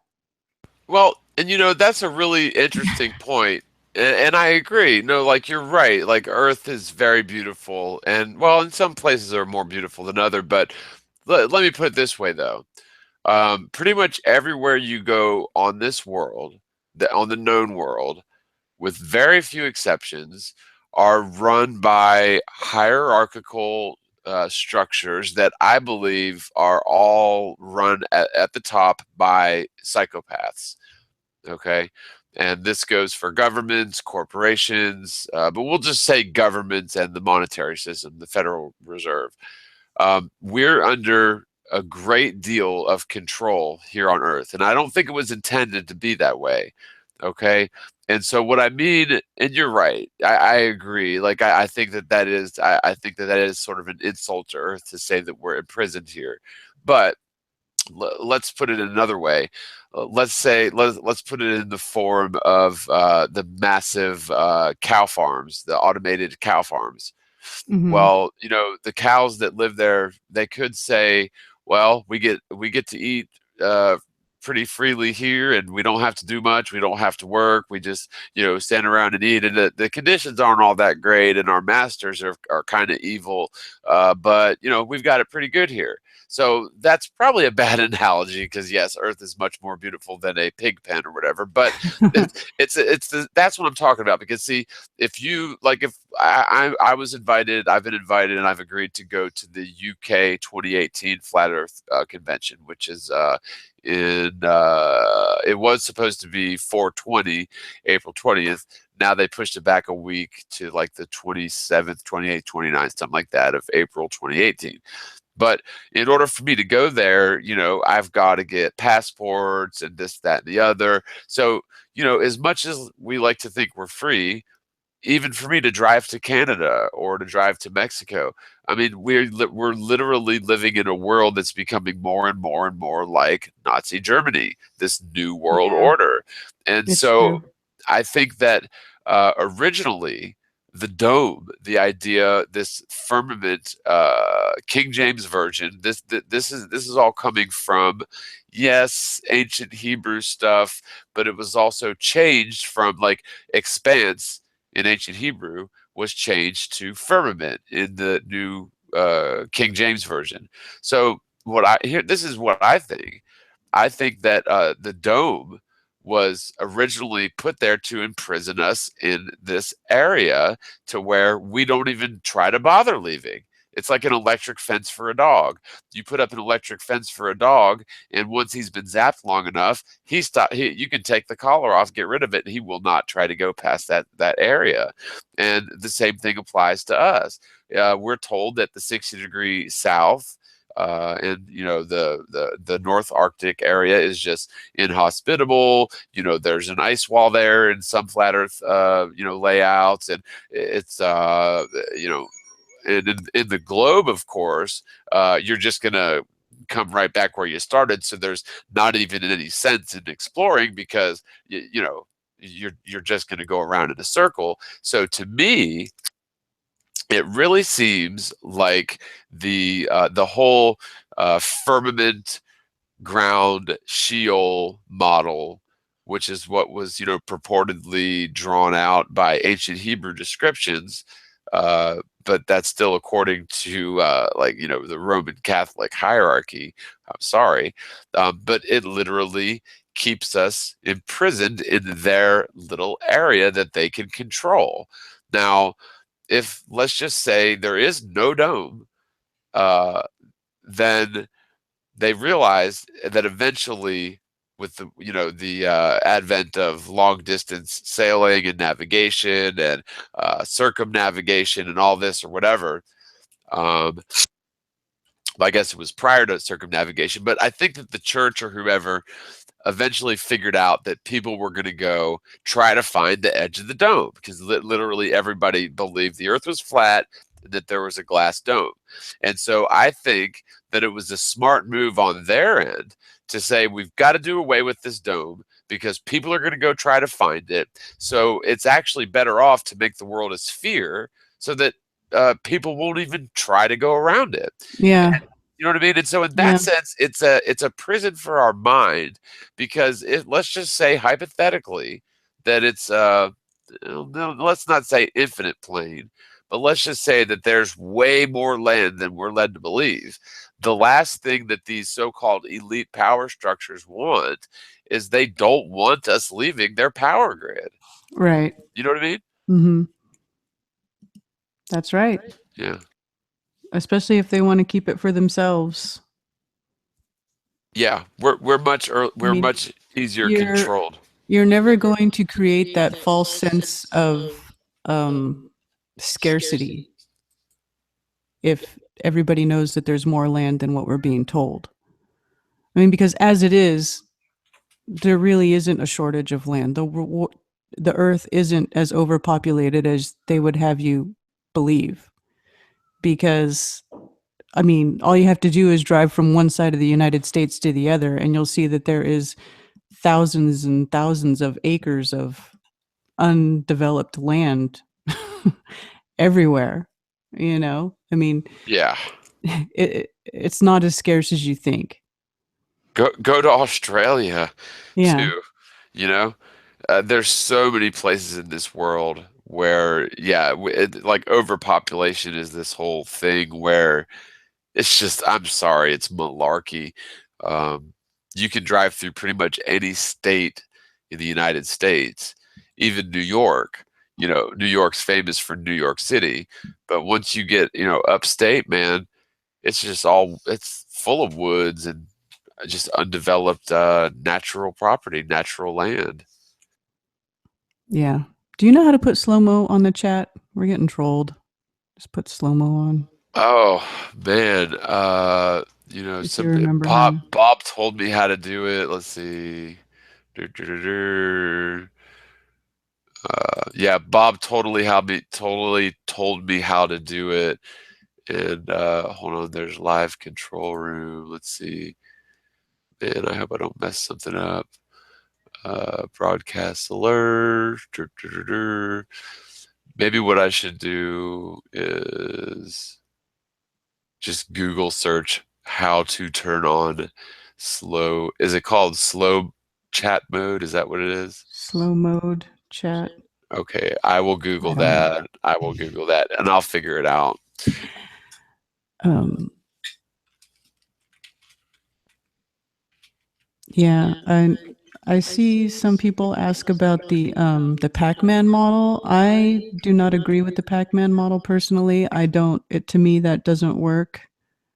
Um, just because you can visually see the sun circling around a center point, um, that doesn't mean that it's not possible. I mean, I guess anything. Once you find out that the Earth is not a globe, at that point, to me, anything becomes possible. Anything. I mean, just as long as you can show proof of it, anything's possible. Yeah. But Um, I don't subscribe to the Pac-Man model just because the sun does not work. The motions of the sun don't work in a Pac-Man model. They don't work exactly on the azimuthal equidistant map, but it's a hell of a lot closer, in my opinion, than it is on the Pac-Man model. So that's where I'm at on that. We obviously don't have an accurate map. We don't have one. no, we don't. We're And trying to make one. And in fact, one of the projects that I've been working on is magnetic declination. Um, I want to make a video because I made that video on how to track the sun so that people can measure the elevation and the azimuth of the sun on their own and find their magnetic north and all that. Well, there's also magnetic declination, and usually what we're having to do is we're having to rely on an outside source to tell us what the magnetic declination is for our area. So you can get your compass and your protractor and line up to magnetic north and find the angle and the elevation of the sun and all that. And then what you have to do is you have to put in take the coordinates of your location, and you have to go to the USGS, and you have to put it in, and they calculate your magnetic declination for you. Um, One thing that I've found out is that if you take the time to figure out your oh my goodness figure out your magnetic declination on your own, it doesn't match what they tell you it is. um, so there's something there. There's a reason why what they tell you and what you measure doesn't match. And I don't see a lot of people taking the time or wanting to take the time to measure their magnetic declination because it takes a while. You have to sit there for a couple hours, you have to watch the shadow of the sun, and then you have to do some math.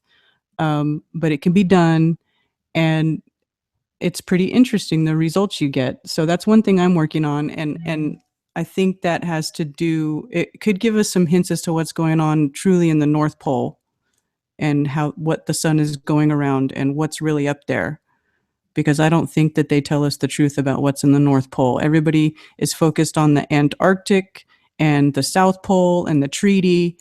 Um, but in my opinion, that's while it's not irrelevant, I think it's kind of a distraction. I think everybody just kind of just assumes that the North Pole is there and it's easy to get to and anybody can go there and see what's going on there. But really, I don't. I don't think so. That's not how it is. Um, you can't just go to the North Pole very easily, right? No, you can't. You absolutely cannot. It's not easy to get there. And in fact, I think there are similar legal treaties for the North as in the South, right? Yeah. Well, I So, mean, they tell you it's in the middle of the Arctic Ocean, and they um, say it's just covered in ice, and they have this plane that flies over, and they say, "Oh, look here, the GPS says you're at the 90th, you're at the 90-degree line." But that's that GPS system is based on coordinates that they plug in. They plug those coordinates in, and then everybody's accessing the same GPS coordinate system. And these numbers, they could put them however they want to put them. You know what I mean? There could be exactly. a big hole in the center, just like a donut, which is kind of what I think is going on. There's like a hole in the center of the Earth disk, like a ring magnet. There's a hole in the center. Or at least of the magnetic field, but maybe Right. physically. Okay. Right. So, but my point is there's missing information as to what's really in the center. Because if you look at these old North Pole maps, they've got the four islands in the center, the Bargos Islands, or whatever they're called, Bargo Islands, and the four rivers, and then there's two magnetic poles up there, not one. There's two magnetic poles, and then there's also the Rupus Nigris in the center with the high black cliffs. Um, and these things have all just mysteriously vanished off of all maps, and now it's just a big block of ice in the middle that nobody can get to. Right. Well, that's what they claim, but then of course, like it's more of allegedly it's more of a seasonal thing, right? Where it ices up in the winter in the north, and then melts away in the northern summer. But um, yeah, I mean, even back when Admiral Byrd did the whole high jump thing, he was saying that the North Pole was really overcrowded, and he expected the South Pole to become very popular in the next few decades. And so, you know, like I agree with what you said. First of all, in terms of the 90-degree north being a like either a ring or an elliptical shape, and I think that would actually I know that would drastically change the remaining matrix of the map. Whether you're looking at it like a AE sort of thing, but it would change things a lot. And also, frankly, so does the magnetic fields lines of the Earth. I guess would be the centrifugal, no, the centripetal field lines of the magnetic field lines of the Earth that run meridionally, north to south. If those aren't perfectly straight lines, if those are instead curved lines in some sense, then our entire grid could be way, way wrong. Mm-hmm. And furthermore, another thing that I've brought up, and then I'll get my 2 cents in on the Pac-Man thing. But throughout history, and I was not able to figure out how to do the slow chat, so I'm gonna when I promise I'm gonna Skype Bob and have him walk me through it. Um, but the other thing is crap. Okay, what was I just saying? I'm such oh, Lord, my short-term memory is so bad sometimes. Um, let's see. You were There, talking about the 90th degree in the yeah, center. right. So okay, so I think yeah, you've got that in the center. It's like a ring. It's not a point, so that's going to change the map. But then you've got there was something else. Damn, I've just got a total freaking brain fart. Um, wow, huh? Total brain fart. Wow, I started thinking about something else and I lost it. I'll think about it when I'm not thinking about it, but it was like really totally important. Oh, we were talking about the North, the South. Yeah, okay, here we go. So Admiral Byrd said that he was going, that he figured that the South was going to become very popular because there's all of this coal and oil and possibly, I think he said plutonium, and it's one of these things to where the South, the far South, apparently, and I've never been there, but according to all accounts, it's terra firma. There's mountains there, there's volcanoes there, there's minerals, there's not much life because of the just average and super cold winters. So the average coldness and the super cold winters, there's hardly any life that far south, as far as we're told. And so, if what Byrd is purporting is true, whether the Earth is a sphere or whether it's flat, then technically, the governments of the world, especially the U.S. government, should have been down in Antarctica uh, and corporations mining the crap out of Antarctica for all sorts of stuff so that but like you said, this was like one of the points I wanted to make. You said that they had to have their scarcity because that's the only way that anything can be really profitable is if it's either scarce, so there's a high demand for it and a low supply, or even just the illusion of scarcity suffices. Um, and so that's what you've got with the globe. That's what you've got with the dome. And so you've got motive for them to not, for example, drill for oil in the far south. There's a motive for them not to do that, or at least publicly acknowledge it. I believe it's very likely that they could be pumping oil out of the far south all day long with the military and the corporate industrial complex, who are basically the same thing, um, that we just don't know about it. I think that's highly likely in violation of the Antarctic Treaty. However, they would never tell anyone because once crude oil becomes in huge supply, apparently, then the price drops. But and then, by the way, the value of the dollar drops, which we're only left to like 3 cents of what a dollar was originally worth 100 some years ago. So it's not like we could lose much more value from our dollar.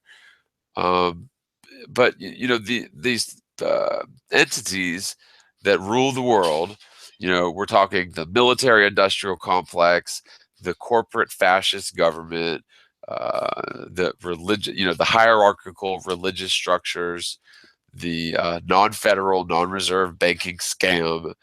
You could go on and on, but just these pyramidal power structures that seem to meet in the middle of this pie of pyramids, right? These entities that rule the world from the top down through basically royal decree, um, we're not going to be able to change much until we expose them for what they are. And I think there's like so many different aspects to the truth movement. You've got like the diehard 9/11ers. You've got the diehard Sandy. Well, this sounds wrong, but the Sandy hookers. Like, you got the diehard Boston Bombathon hoaxers. You've got the diehard, I don't know, well, there really isn't that big of an anti-war protest. Um, you've definitely got diehard flat earthers, but you've got all these different factions of the truth movement. Then, of course, you've got things like Anonymous, which I really don't know what to say about. I mean, they're wearing Guy Fawkes masks, which is a direct allusion to Freemasonry and the Illuminati, right? So I don't know, but the thing is, though, is that there's so many different aspects of the truth movement, and so much of it is like so relevant and so true. But I'm sorry to say that everything, all of history, every deception, every truth, every beautiful thing, every horrible thing, every good, bad, and ugly thing that's ever happened on the Earth. And in that respect, the Earth, and therefore the flat Earth, it's the biggest thing. I mean, it encompasses and houses everything, and also, once you can break down this wall, or at least get an intelligent, open-minded person to skeptically look at flat Earth just for a couple hours, and if they get just a couple of good pieces of information, that person is liable to spend the next week, or maybe day, or maybe month, or maybe year, uh, becoming a flat earther. And so we see just all sorts of psychological and social, through the social media, through the mainstream, just psychological. Uh, I don't know. I guess the word I'm looking for would be, fight. It's a psychological war against the flat Earth truth. It's a psychological war against the truth, and it's being, hoisted on us by, uh, like, the news agencies, right? I mean, how, like, what the. I could want to cuss so bad, but I can't. What has this world come to? I mean, really, tell me, KarenB, what has this world come to? What does this world come to? Wow. Um, it's a mess. It's a huge mess. I mean, but at the same time, it's still a really great place. Like, I, I kind of I see a lot of people going down the doom and gloom road, and and it's and there is a lot of doom and gloom, and we have a right to be upset because there's a lot of deception, and we're being fed a bunch of lies, and we're kind of being herded into this mentality and this way of life, this way of living that it really goes against what we as people are. I mean, what we are at the core. I mean, think about it. If you start out your life not knowing the truth about where you come from and where you live, and so right from the get-go, you have this major disconnect as to your place in this existence. Everybody's started off with this huge disconnect. You don't know anything. And then you're told lies. And then you believe those lies. And then you're told more lies. And because you believe the first set of lies, the second set of lies is so much easier to take. And then you're set up in this system, and it's just kind of like, oh, well, that's just how it is.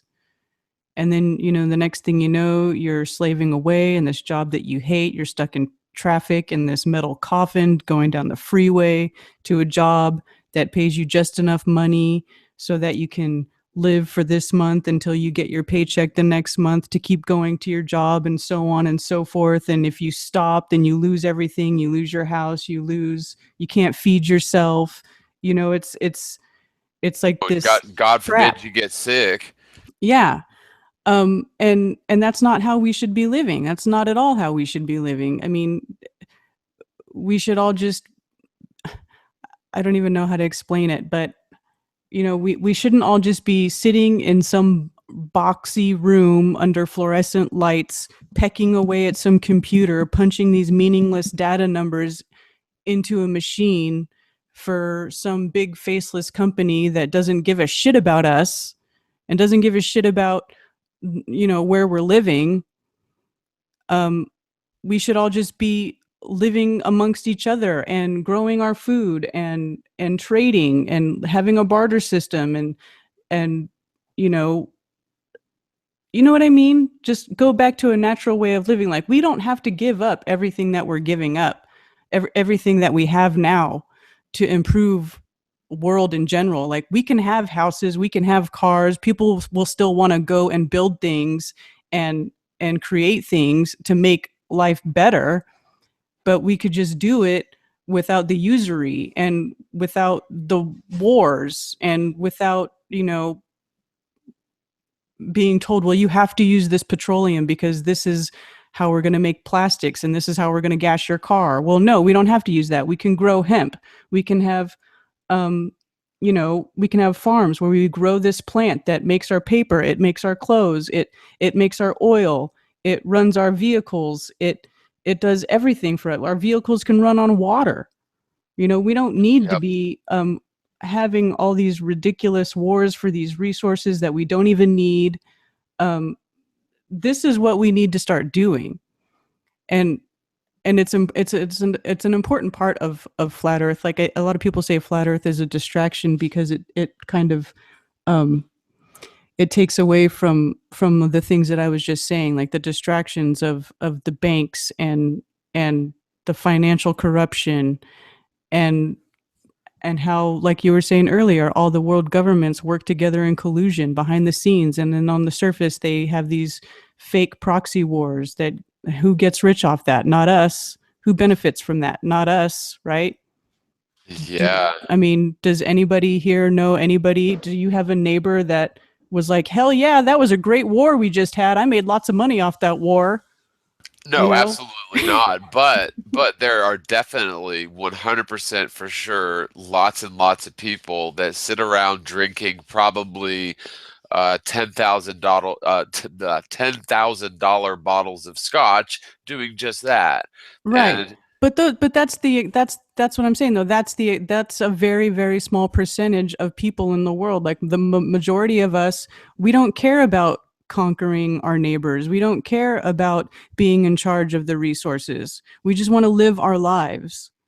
You know what I mean? Like we want to have our families, we want to have a place to live, we want to have food on the table. We just want to live our lives, and we want everybody else to be able to live their lives. And that is the sort of human nature that these entities or this powers that should not be, that's what they're taking advantage of. They know that that's what we want. We don't want to be bothered with you know um, being in the military or learning how to snipe somebody off from 2 miles away or learning how to drop a bomb on somebody that we can't even see, or blowing the heads off 2 and 3 year old kids.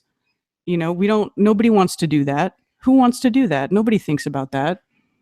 This is just part of, it's just the prison for your mind that they've set up. They make you think that this is how it has to be. Well, if we don't do this, then somebody, this boogeyman over here is going to come over and get you. Well, no, they're not. I mean, if everybody was just allowed to live the way that they wanted to live, I don't see the general population having war on their mind or taking somebody over on their mind. You know what I mean? yeah, no, absolutely, and that's 100% right. And I actually took notes on what you just said because you made so many good points. And unless you had anything else you wanted to add, I was going to sort of respond to a few of those things Sure. because that was it was just packed full of really good stuff. And this is in no particular order, but first of all, war is just obscenely profitable for a few people, as you've mentioned. And so what happens is this is like their oldest trick in the book. And I'll even name, we all know that it involves people like the Rothschilds, the Rockefellers, and even the Bushes, their cronies, during, since the beginning of World War III that we've been in since about 2002, since after the Twin Towers fell. We've been in World War III since then. Nobody's ever come out and said it officially. And it will get worse. It's not going to end anytime soon. But the thing is war is extremely profitable. And what these entities, these controlling entities, have done for a very long time is first of all, they invent money out of thin air. So they just they don't have anything of value, but they loan imaginary money out to governments at interest, um, in order to fund their wars. Now, what they'll do is, and we'll just keep it simple, and we'll say that they fund two sides of a conflict. So one example, we'll say that they funded the Nazis and they funded the French allies, you know, to the Mhm. United States. Good Okay, example because it's true. because it's true, right? Okay, and literally Prescott Bush, both George Bush, W. Bush, and H.W. Bush, the presidents, their daddy and granddaddy, Prescott Bush was literally involved with trading with the enemy during wartime through the UBC, that's the United Banking Corporation scandal. And so while the two I'm sorry, the father of two presidents was literally dealing with the Nazis. My grandfather and four of his brothers were fighting, and their friends were dying around them at that same exact time.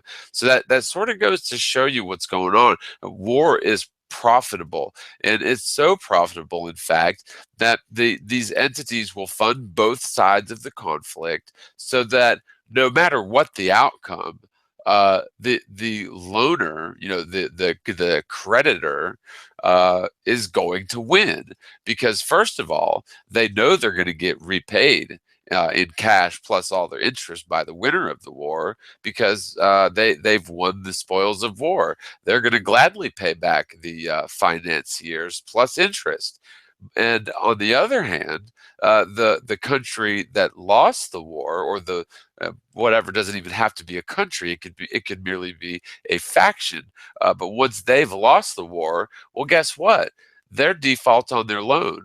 So what they have to do is they had to put up as collateral for that loan not only their natural resources. In a lot of cases, that would mean their water, their oil, their land, and of course, let's not forget their tax dollars, which is exactly what they've done to us Americans for 100 years.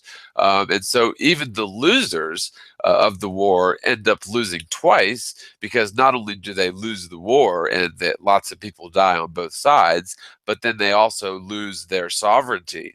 Now the elite entities that loaned them the money and funded the war, they're on the hook with them for tax dollars and real assets like property, land, oil, natural resources, and tax dollars. Now, I'll also mention real quickly that in most cases, not only were both sides of these conflicts funded, but these entities, these funders, use what are called agent provocateurs and spies to essentially foment or spur on the wars themselves, to ensure that the wars happen. They're doing this so that they can control people and steer the world in a direction that they want. And they're just basically making money hand over fist. And now, since 9/11, the entire goal of the George W. Bush administration, and they even put it in a document a full year before George Bush was even president, before 9/11. It was the project for the New American Century document, PNAX document. It was called Rebuilding America's Defenses. That's the name of the document. And the long and short of it is they wanted a catalyzing event, quote, like a new Pearl Harbor, end quote, that would basically provide the American people with the incentive or the bloodlust to go to war with whoever the fucking hell they wanted them to, frankly. And they decided to choose Iraq. After 9/11 happened, by the way, it's just conveniently happened that the PNAC guys, which included, like, let's see, Kissinger, Bill Kristol, not the actor, but the asshole, and several other cabinet members of George Bush, just months into his presidency, they just coincidentally got the new Pearl Harbor that they wanted, that catapulted us into the 21st century that they envisioned, that would be essentially perpetual, never ending, all out war. And guess what? It's 2017 now. So we'll say 15 years, you know, just to play it safe. We've been in perpetual war for 15 years now, and there's no end in sight. There's rhetoric about North Korea. There's rhetoric about, let's see here, Iran. There's always all of this rhetoric. But you know what? It's profitable. And the countries, first of all, Iraq, the reason that they chose Iraq was not because they had anything to do with 9/11. It was because they were backing off of the the dollar-backed standard, the petrodollar. Saddam Hussein was going to use his own currency, which, by the way, Gaddafi was doing the same thing before they killed him. So if you're seeing a pattern here, that pattern continues all over the place throughout history. It's called more or less one form of financial assassination, and literal assassination, of course. But okay, so yes, we've covered war is profitable. They fund and foment both sides. The ones who loan out the money always win, and even if you win, you lose because now you're on the hook for all that money you owe those people that loaned it to you, plus interest. And for all you know, they could be funding an enemy even greater than you. We'll just put an example. Let's just say the Rockefellers, Rothschilds, whoever they are. Let's just say they're funding.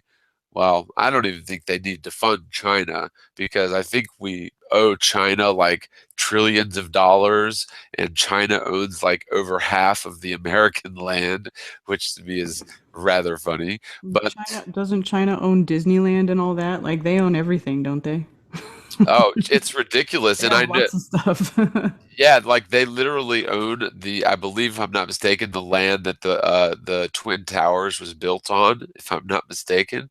And recently, even within the last year, I believe, Chinese investors, you can look this up, and they're probably still doing it. Chinese investors started buying up thousands and millions and thousands and thousands and millions of acres of U.S. property in the last few years for pennies on the dollar. For some reason, they're buying up U.S. property, but you know the land is owned by God, and I'm sorry, I think that we should all have the ability to homestead. There's plenty of room in this country, especially for people to homestead, which means you and your family decide, I'm going to live here. This is my property, and we're going to build a house here. And the only thing that the government should be doing, if they're going to be taking taxes from us, is they should provide us with services to help build taxes. One of the things that you had mentioned had to do with technology, in terms of like, we don't have to go back to the Stone Age, but technologies basically cause poverty. But, I would say that capitalism causes poverty because technology is intended by inventors. Inventors are usually very generous and just very interesting and loving people. Just really, they are by nature. Like I'll give you an example: Tesla. That just generally they're creative, loving people. And so when inventors get things patented, yes, I suppose greed sets in. But technologies are supposed to benefit mankind as a whole. And so when you build machinery that, for example, one machine takes away 100 jobs, and it makes the cost of producing the item like 90% reduced, but the person sells the product for twice as much as they normally would have to pay back for the multi-million dollar machine. What ends up happening is technology ends up causing poverty because of capitalism. And so I think that the point is that technology should benefit everyone freely. We should have the ability to do things like homestead. And if we're going to pay taxes to a government, it should be their duty to help us set up a nice life for our family. Because frankly, if you don't have families, decent families of people in a nation, the nation isn't going to exist for very long. America has been dismantled from within. It's been planned. It's been going on for a long time.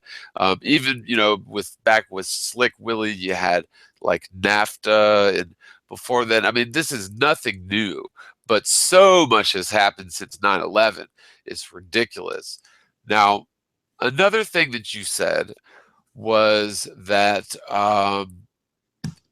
people they mean well, and a lot of people will say that flat earth is kind of irrelevant, or people will think that it's not that big of a deal compared to other conspiracy theories, or compared to other like huge wrongdoings that are done to us by the government or other deceptions.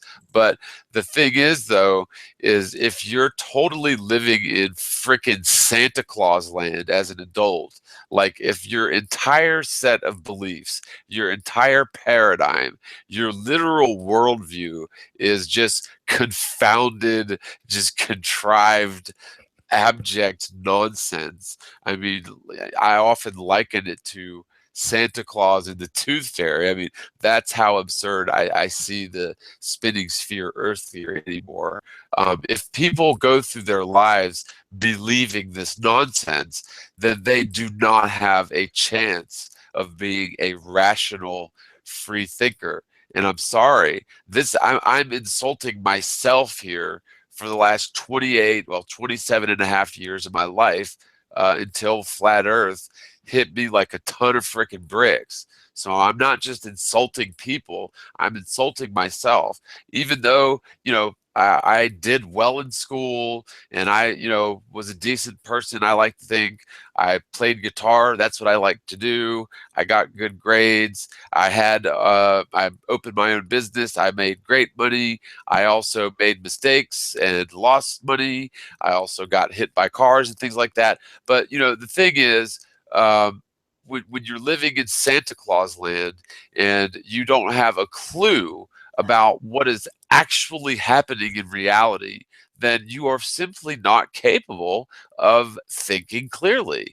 And to be honest, if you think that you live stuck to the side of a spinning sphere in outer space, flying around in multiple directions at the same time along curvilinear paths at exceeding, spinning 1,000 miles an hour near the equator, orbiting the sun at 70,000 miles an hour, the sun orbiting the galactic center at a 60-degree angle to our ecliptic at 500,000 miles an hour, the galaxy flying through space at some other direction a couple million miles an hour. I mean, when you actually just think about this for 10 seconds, and realize that none of that motion exists, that's provable. I mean, it's not even debatable.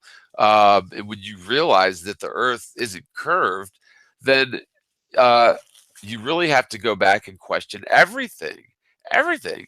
Because if you're living in Santa Claus land, believing in this nonsense, then it's impossible for that sort of person to make an informed decision about their life. And that includes everything from their views on spirituality to their views on things like money, because money is a spell. It's a fiat currency that doesn't exist.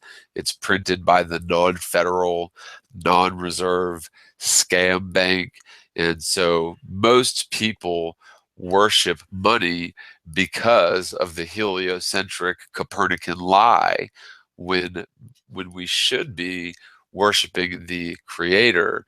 And so I think that that's probably the most profound effect that the Great Deception has on people. Now, one thing you mentioned that I totally agree, because becoming a flat earther, I've made friends in every single continent, at least, not every country.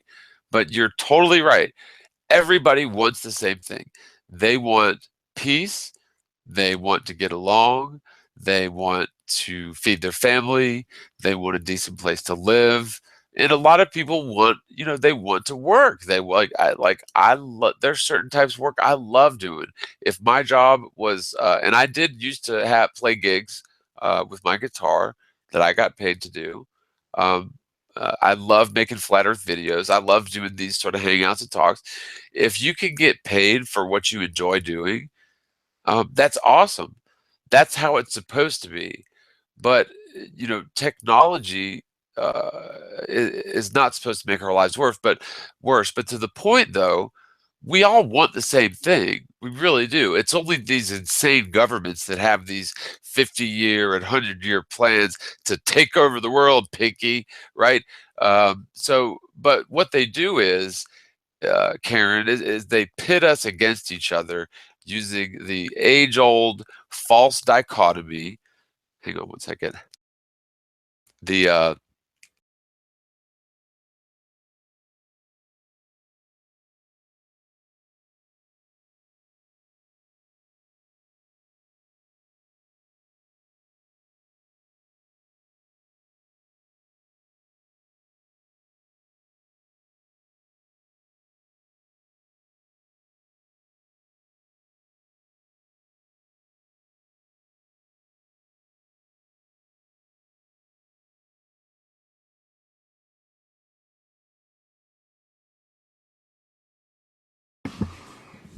What happened? Where'd you go? Oh wow! Oh my God! How long have I not been talking? I don't know. It was just a minute or two. Okay. So let me start over. All right. We all want the same thing. Did I at least get started there? Did Uh, I? Let's see here. Did I tell you about people like not being able to make a decision or think clearly living in Santa Claus land, like thinking they live stuck to the side of a spinning sphere? yeah, I heard that part. Okay. And so we don't did you get the part where technology causes poverty due to capitalism? Yes. Okay. So we all want the same thing, right? In Hmm. terms of we all want a nice place to live, we all want something to eat, we all want to raise our families, we all want to be happy. We all want the same thing. And I've learned that like really, really profoundly the last couple of years because I have friends in every country in the world.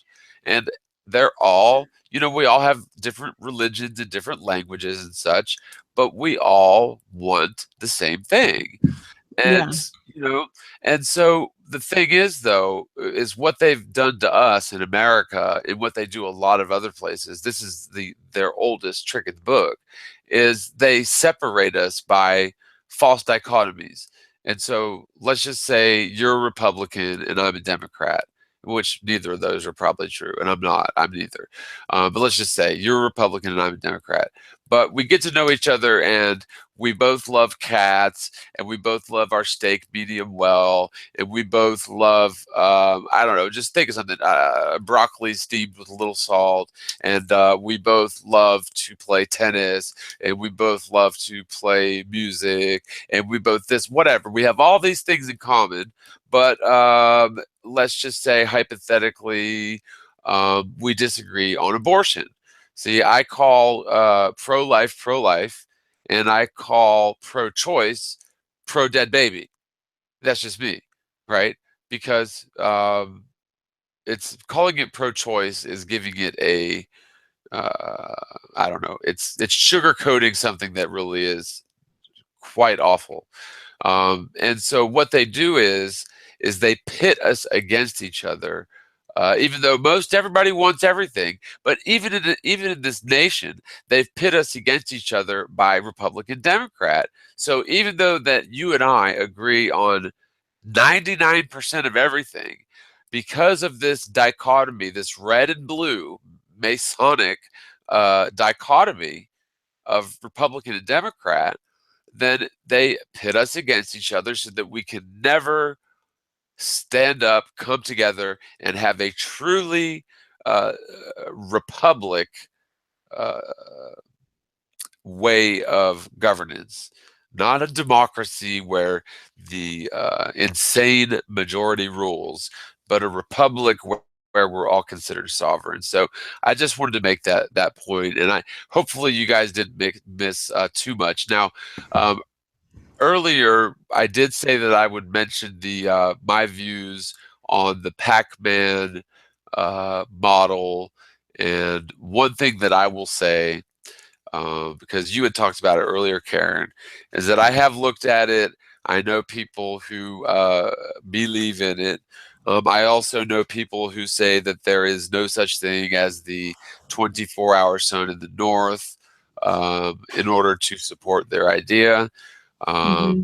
I don't know if I'm not saying that all Pac-Manners say that, but you know, I think that the reason that people go to the Pac-Man linear sort of map, which to me really does not make much sense. I've had people try to explain it to me, and my point is, even if it's true, you'll never prove it. I don't think. But the problem that I have with it is that it seems like people found these problems, these issues with the AE projection or with the Gleason's projection. And what they did was, because let's just say for a year, they found the AE projection and they loved it and they taught it to people and they thought it was a flat Earth model, right? And then they basically pulled a Tiger Dan. I don't know if that reference clicks with you, but they pulled a Tiger Dan and they decide that wait a minute, there's problems with the AE projection. Oh my God, I can't believe this. Look at this problem and look at that problem.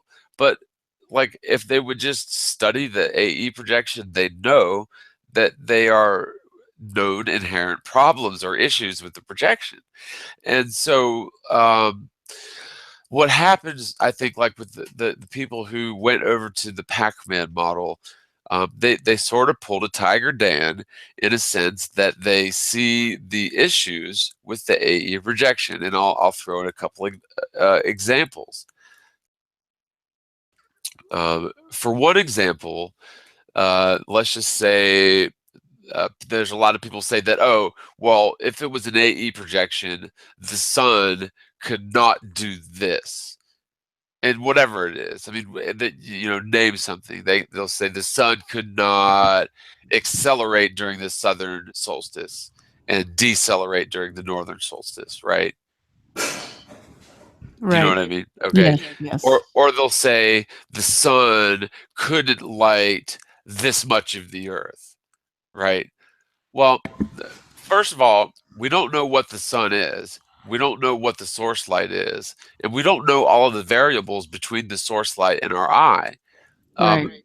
Furthermore, uh, in terms of the whole shape of the Earth, they measured all of the degrees of longitude at different latitudes historically in the north.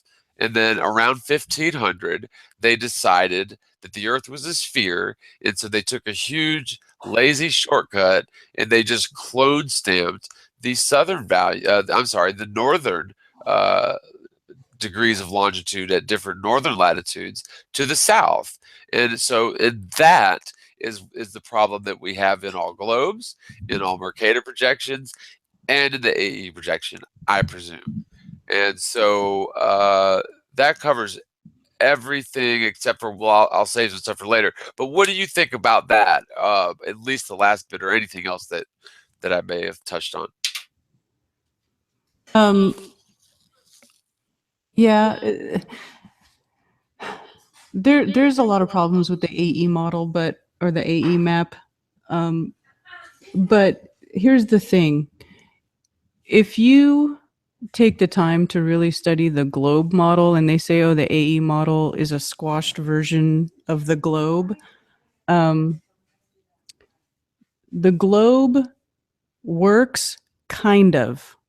Okay, kind of. They have their math down pretty good. You can plug in their numbers and put it in a globe model, and things look like they line up, like the eclipses and all that stuff. They're very close. But they're always off just a little bit. And they'll say, oh, well, that's because of refraction, or that's because of the, whatever excuse that they give you. But, so the globe has just as many problems, if not more problems, than any kind of flat Earth map that you put on there. That's why we say we don't have an exact model. We don't have one. And you're right, we don't know what the sun is.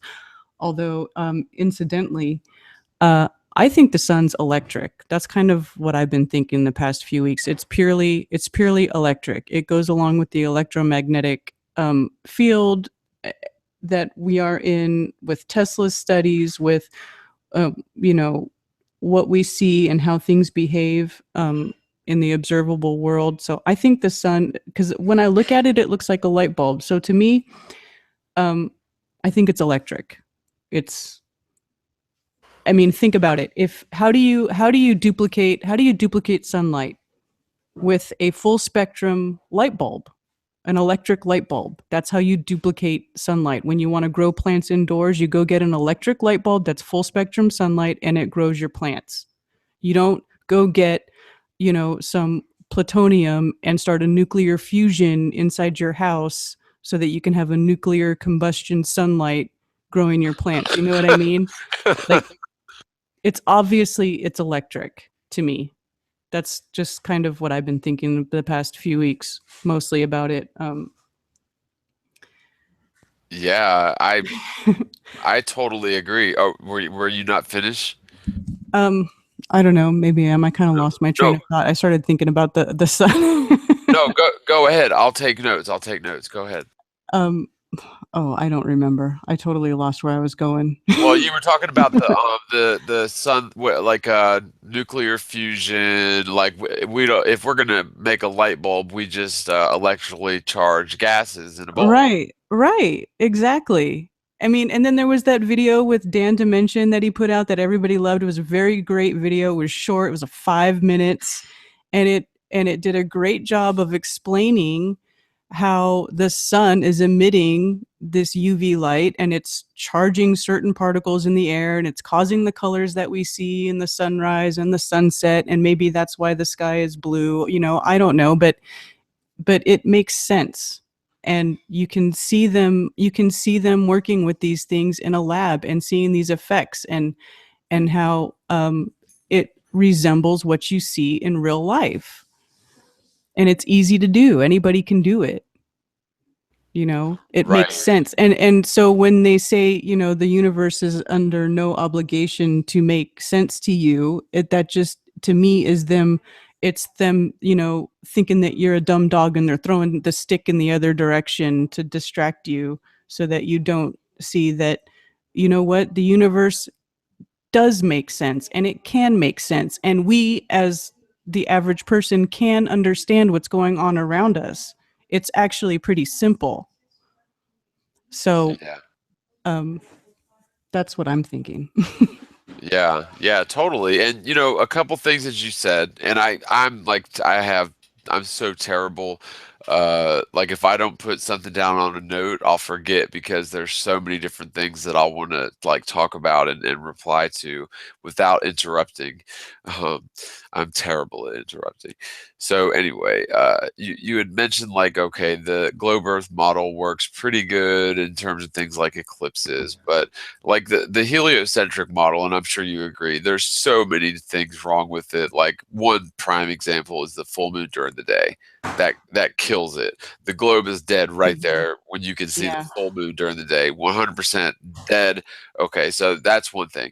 But in Or terms seeing of Mercury after sundown, or yeah, yeah, exactly, exactly.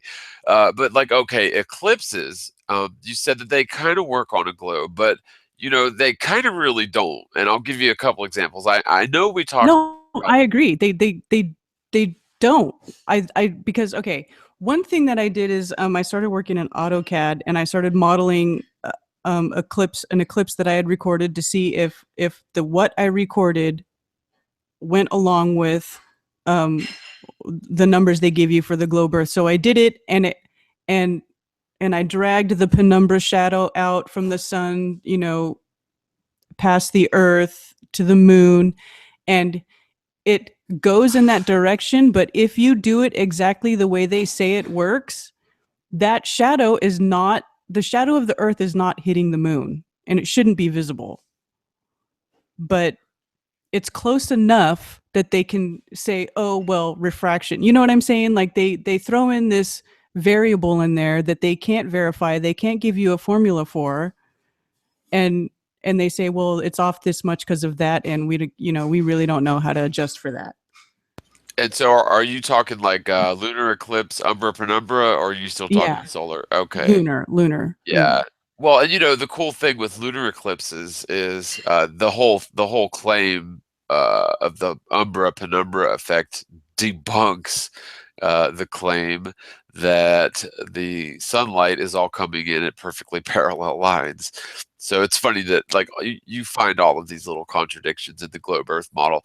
That's something that my friend Brian, who's a civil engineer, he put together the Facebook page $5,000 NASA Eclipse Challenge. Yeah. But Where'd one of the that guy go? He hasn't been around for a long time. I spoke with him the other day, and I meant to get up with him, and I want to do a live stream with him again soon because he's done a ton of more research, and I want to catch up with him. But it literally took me 3 days to render my latest video, and then a full day to upload it, and I'm battling a copyright strike with it too, which is just ridiculous. But anyway, the point was like there's certain eclipses. And one of the things that we talked about, I know you and I talked about before, is that some eclipses, we're talking solar eclipses now, the shadow of the moon will be like 2 miles in diameter, and sometimes it'll be like 50 miles in diameter.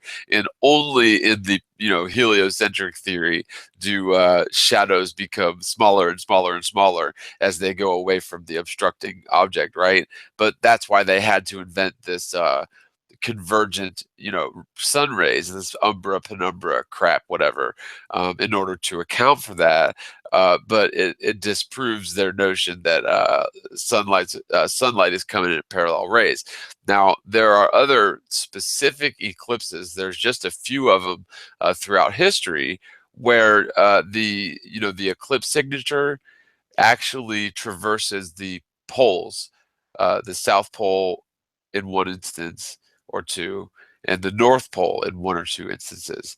And if you think about this in terms of alignments, uh, the moon is always aligned to the ecliptic plane, more or less by 5 degrees, right? And the ecliptic plane is obviously fixed. That's the orbital plane of the Earth. It's fixed relative to the sun, and the lunar orbital plane is fixed relative to the ecliptic. And so the thing is that the shadow of the moon, refraction or not, because of course the globe Earth model does not figure in refraction whatsoever. They just don't. I mean, maybe they do a little bit, but not to the degree that they should. But anyway, the shadow of the moon should strictly be basically a tropical phenomenon, more or less. The shadow of the moon during a solar eclipse really, if you model this out, then you could probably do it in 3ds or AutoCAD or whatever, or even just model this out in sort of a 2D fashion. The shadow of the moon should typically be equatorial, uh, and within the tropics, and should never stray more north than Capricorn than a couple of degrees, or more south than, I'm sorry, more north than Cancer than a couple of degrees, or more south of Capricorn than a couple of degrees. But you can find eclipses where this is solar, where the eclipse signature traverses the frickin' poles. So that right there totally just debunks the heliocentric model. It's just another one of these things. Um, and so eclipses, and if you ever run into anybody that's, you know, just a staunch glober, send them to the Facebook page, $5,000 NASA Eclipse Challenge, and tell them if you can refute or give an explanation for how this works, then you can win $5,000, and you can be the man that killed, flat Earth. But that data's been up for a year and a half now, and nobody has ever done anything, come close. Now, in terms of the sun being electric, I totally agree with you. And I think it's so interesting that they claim, because of, I believe, spectroscopy, or the studying of light waves. They claim that the sun is like hydrogen and helium going through, like you said, hot atomic fusion, right? But isn't it kind of funny that the high altitude gases are like hydrogen and helium? And we know that there's really good evidence for, the magnetic field lines which run north to south. They basically cause plasma to form in tubes around those magnetic lines of flux that run north to south. Yes. And so if you've got these ionized gases, which are electrically charged, negatively charged gases, say 350 miles up, maybe more, maybe less, but that's what they claim. It makes perfect sense to me that the sun would be, and I've said this since I debated Dr. Josh Grindley in 2015, that I believe, based on my research, that the sun is an electromagnetic anomaly.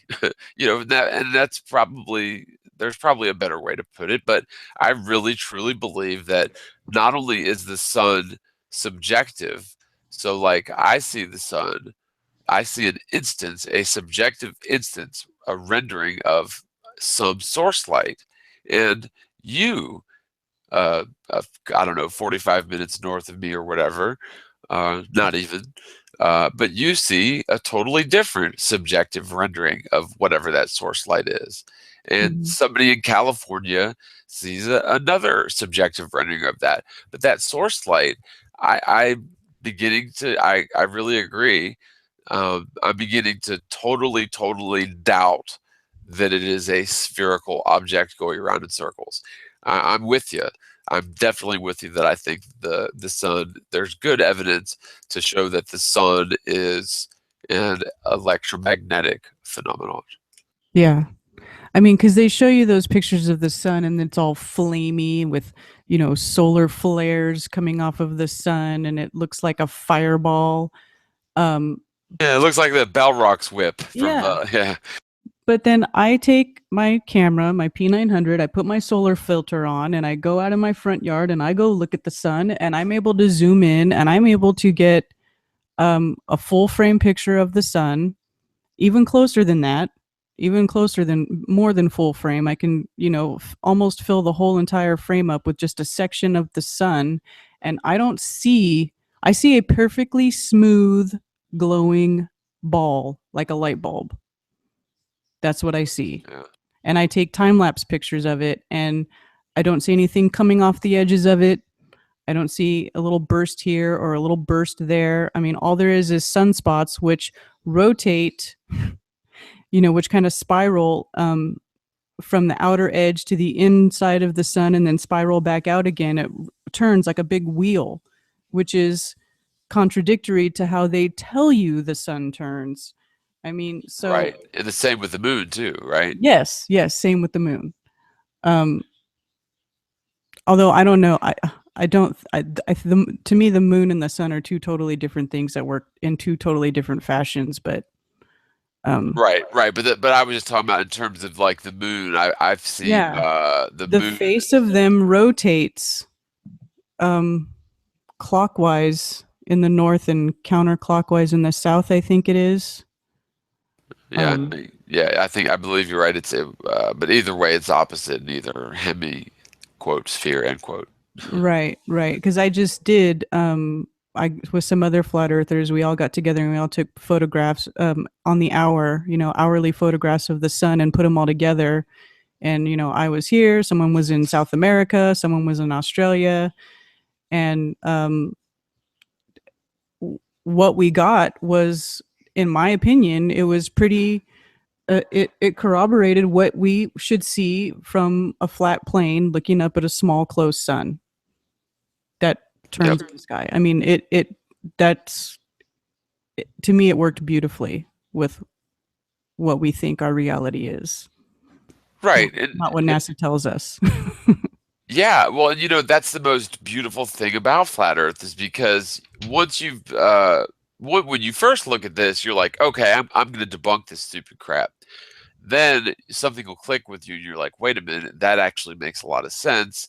And then eventually you're a flat earther, right? And so, but every last thing you look at, and we look at new things every day, and what's so beautiful about it, which is why like flat earthers seem so stubborn sometimes, is because every bit of evidence that you look at either aligns to a flat earth exclusively or leads towards a flat earth over a globe, or at least the observation or whatever can be you know capable or possible either on a globe or a flat earth. It's just everything. I mean every last thing.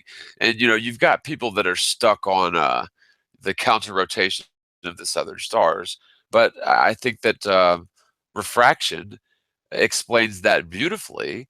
And I also believe that the magnetic field itself may lend itself to that as well. What do you think about that? Oh, I think the magnetic field explains the star rotation perfectly. In my opinion, you don't even really need anything else. That's just my Yeah. opinion, though.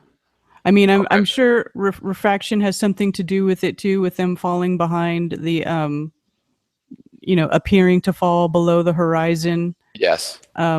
But as far as their movement and the path they take being so predictable and consistent, that to me is it goes along very well with the movement of a stable electromagnetic field with the toroidal form and the hyperboloid in the center and the gyromagnetic precession of it. I mean, it explains, you know, the movement of the sun and the moon between the tropics.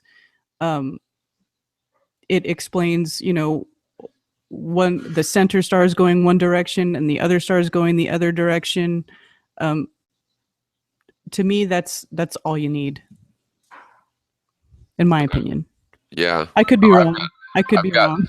But 33 is calling my phone again. So let me just see if they're going to talk this time. They do this every time I live stream. John's Donkey Service, we haul ass.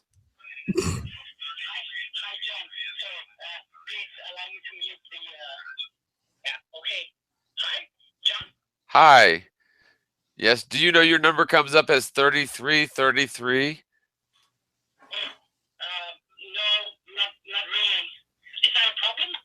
No, it's not a problem, but somebody had called from that number last time I live streamed, and oh, okay. Well, I hadn't opened up the phone lines yet, but since I got you here, what's up, buddy? What you got, man?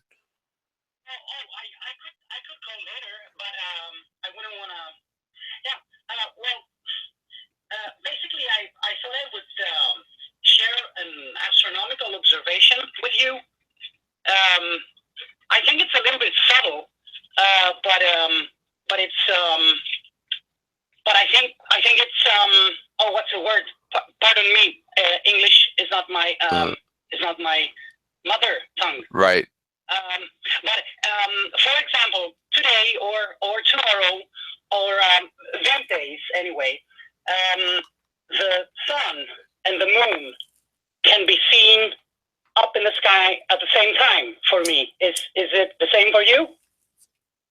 Yeah, sometimes, sure.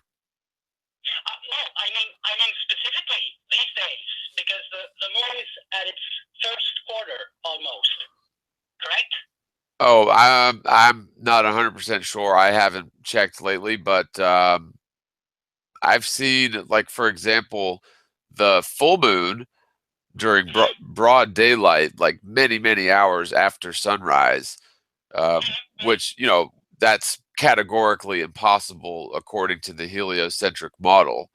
But in terms of a crescent moon, well, crescent moons should always be a daytime phenomenon because that's just based on the heliocentric layout. Yet, yeah. More or less, but since you bring the heliocentric model up, I'd like just to, if we got the time, just to make a small introduction of how I think my eyes work. So I think that when I look at the sky, and generally when I look at objects that are quite far away from me, say perhaps more than 3, 4, 5 miles, something like that, then for reasons that I'm not on top of, I seem to perceive the environment as it was in the inside of a very large half sphere. I'm not sure if this was if I described it well. Like, yeah. So you were outside, but yes. And so if if it's daytime, right? The blue sky is all the way around you. Above you is blue sky, and right up to the horizon is blue sky.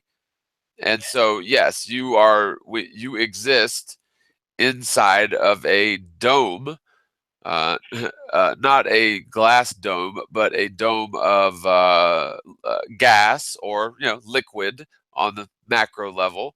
So it's a dome of subjective gases that are basically causing a lens to form equidistantly all around you and above you. Maybe a little bit, well, it's less thick above you, but a lens all the way around you, sure. So in our eyesight as humans is that we perceive things as if they were projected on the inside of a sphere, is what I'm kind of trying to say. So let's assume that you're watching the sun, like these days, you're observing it, right? I don't know, perhaps if your latitude is, I don't know, more or less United States, then imagine that maybe it still has 1 hour to set. And then if the moon is at its first quarter, that means that as you're watching the sun, you will have the moon more or less on your left hand, right? I'm not exactly following you. I'm sorry. Okay. So imagine that you have the sun in front of you, which is more or less about to set. If had it been full moon, the moon would be behind you because the sun is in front of you. Like it would be at your 6 o'clock. Is my if you have your sun at 12 o'clock and the moon is full, then you expect to find it more or less at the 6 o'clock mark. So are we talking flat Earth or globe Earth? Oh, we're talking about what we observe. Right. Okay. So we see the sun setting, and that's obviously to the west. And then you're saying behind me to the east would be, you said, a full moon? For example, if the moon at that day is a full moon, then you expect to find it opposite to the sun. I follow sort of what you're saying. Okay. Okay, so if the moon's phase is at the first quarter, you would find it more or less at your 9 o'clock because of the way they move around in the sky. Yeah. Okay, so I see what you're saying. So you're talking in terms of the phases of the moon being reflected sunlight and the visual relationships between the two. Oh yeah, Yeah, more or less, yes. Okay, so now imagine that you observe this quarter moon. It looks like a disk. It has a line that kind of divides the bright side from the dark side. So half of it is illuminated and the other half is not as illuminated, right? So now the geometry comes in. If you make two tangents on the moon's disk at the points where the periphery intersects this line that divides light from dark, and then you project those, they will not meet the sun. Right. Is that Yes. I'm not sure if you yes. No. getting this. Yes. No. I follow you, and so like it maybe. Let me just summarize and see if I follow you. Okay. So so if we observe, say, a half lit moon, right, and we can see the sun and the moon in the same sky, it doesn't appear as if the alignment is right for the sun to be lighting the moon from that direction, right? Correct. Exactly. Correct. Okay.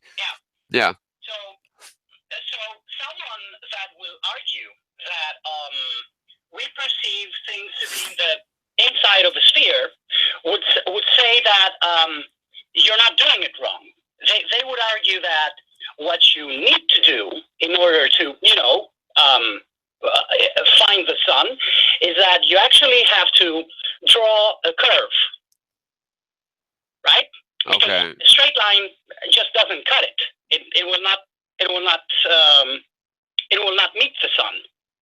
But a curved line will meet the sun. Yep. And then the argument would be that because the distances involved are millions and billions, then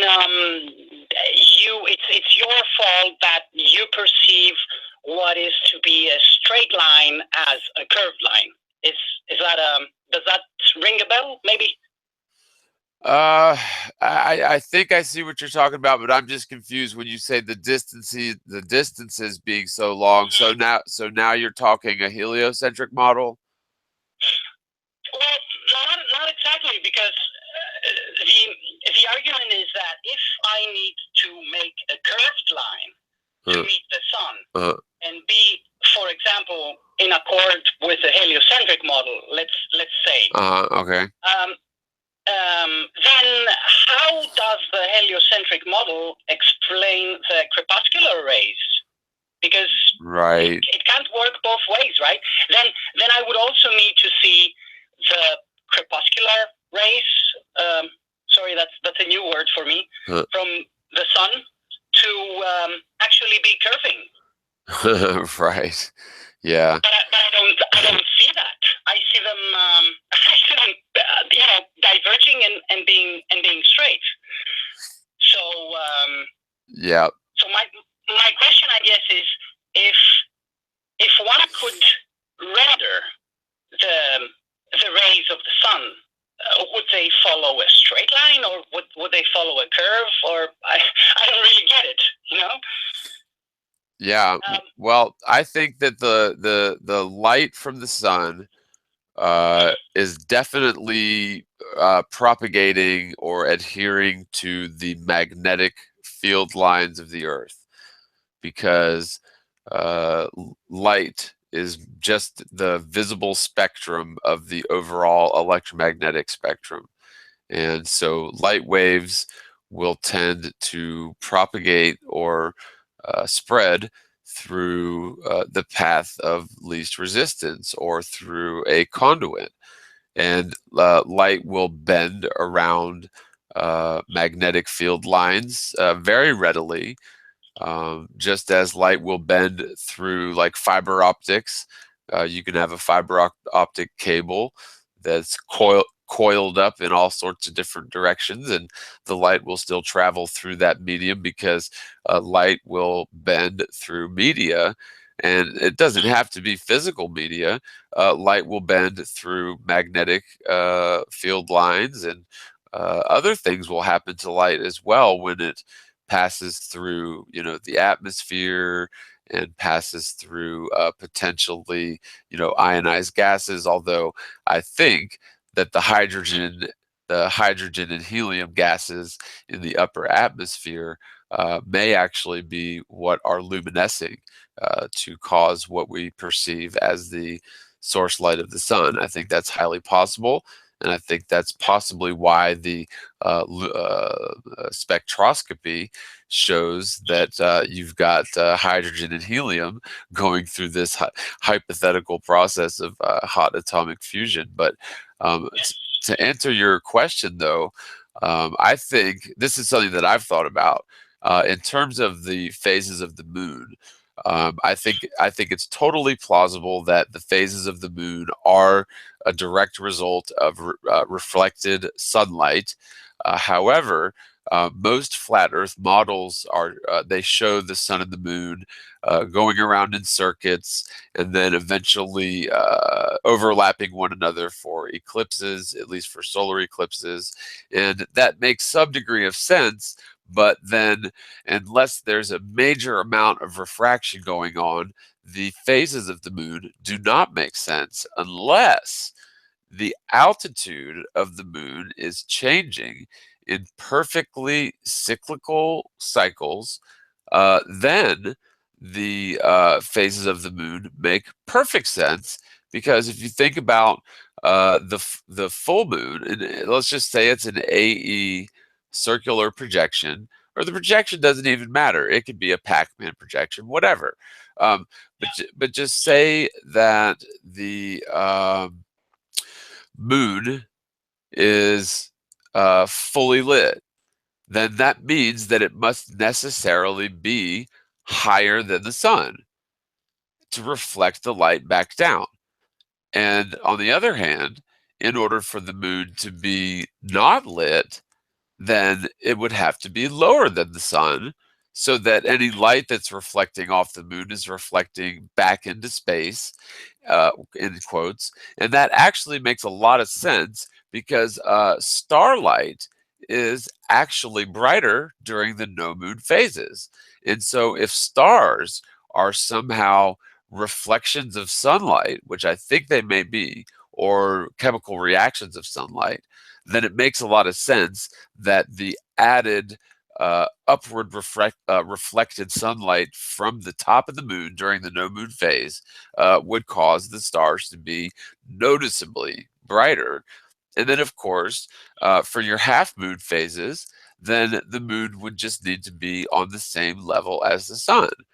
And in order to get the phenomenon of a solar eclipse, then you would simply need the no moon phase to align to where the sun is, which would happen in cyclical patterns, just as it does. And this solves the problem of having, say, a full moon during the day or a crescent moon in the middle of the night. So does that make sense? You are way ahead of me. I haven't really looked into the nature of light and all that. I mean, I wouldn't know where to start from.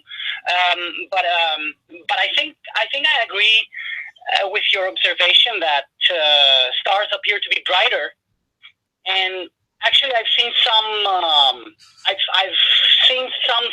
oddities, I would call them. Like, for example, if I zoom into Jupiter, be it a capable camera or a telescope, just eye and lens or eye and mirror, when daylight has almost arrived, I can still see the satellites. And I really don't see how that could be possible if they just reflect light, because are you familiar with the absolute what's it called absolute stars? So the absolute magnitude of stars? Mm-hmm. Well, the magnitude is like in terms of their brightness, right? Exactly. Yeah. Correct. So there is a scale for that. I understand it's a practical scale, and the lower the number, the brighter the object, and it's Right. somewhat logarithmic. So presumably, what is all beyond scales, you cannot discern with a human eye. And when I looked at the satellites, and I mean Jupiter's companions, right? They would not have enough light.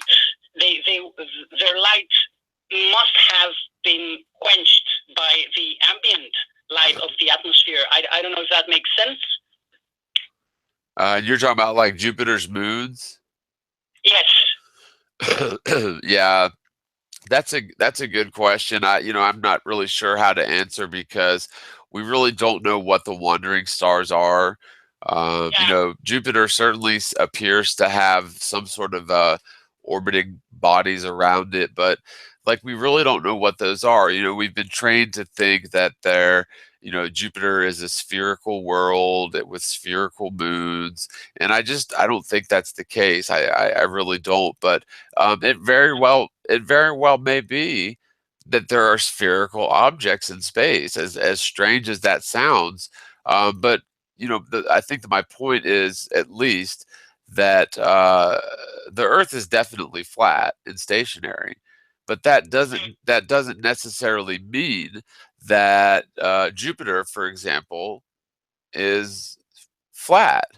In fact, I would say that Jupiter could be a sphere, and the moon could be a sphere, and the Earth could still be flat. That it's the exact same thing as saying, well, Jupiter is a sphere, therefore the Earth is a sphere. I think that for us to say, well, the Earth is flat, therefore Jupiter must be flat, that's the same sort of illogical leap, right? So in terms of what's going on with the moons, I don't know. The moons of Jupiter, I don't know. That's I'm more, that's something that we'll never reach. I mean, I don't even think we can go much higher than 70 miles. Like honestly, even NASA, when they launched their rockets, they claim they're going into orbital trajectories, but they really don't seem to go that high. And you're right. In terms of visible objects, like even satellites, they claim that the ISS is 250 miles away, the size of a football field. That should be microscopic and not discernible to the human eye. Jupiter, in the heliocentric model, is allegedly 365 million miles away minimum. Yet we can see its moons sometimes with the naked eye. I mean, it just doesn't add up. So with that, let me wrap up this call. But thank you for calling. It was good talking with you, and I'll let KarenB to get a chance to chime in as well, and I will eventually open up the phone lines officially. Although we've already been going for 3 hours, so we'll see. Let's just see how it goes. But good talking to you. What was your name again? Oh, I didn't say my name. I'm a little bit wary of trolls. But you can call me A, as in Aries failure. Okay. All right. And I can perhaps call later if you have more callers. Sorry to be off cue. I didn't mean to upset the. No, it's fine. I'm just glad to finally get to talk to you because I know you had tried to call twice the last live stream that I did 2 weeks ago. Yeah, I did. Okay. I'll make room for someone else. Thank you very much for having me on. Okay. Well, thanks, Harry. Have a good one. Bye-bye. Bye-bye. So, any comments, thoughts, questions, KarenB? Honestly, I only caught the very end of that because I was playing Whack-A-Troll. Oh, yeah. Goodness. We did Candy did message you on how to put slow mode on chat if you want to try to do it. Let me go try to find. There's probably a million things like in between it. I put something in the side chat here too. Somebody posted in chat. Maybe that's how to do it. Oh, can you put it in the Google Hangout chat? Yeah, that's what I did. There's one in let me find it. Okay, wait a minute. Okay, on the top, go to control button at TheMorgile. Go to your live dashboard within the chat. So like the Google chat or the YouTube chat.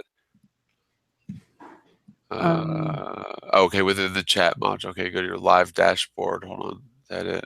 Control room, cameraman, chat. Wait a minute.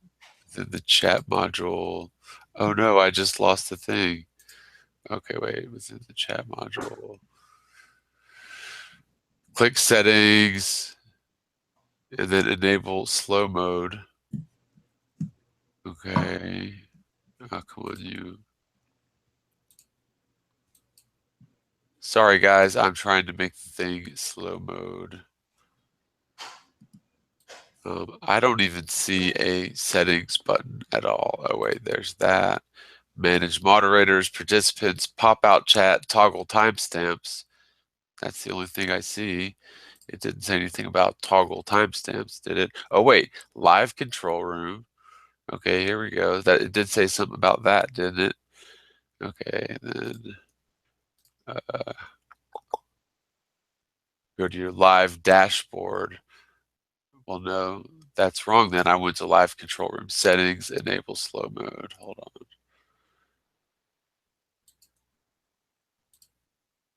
Settings enable slow mode. Okay, where would that be?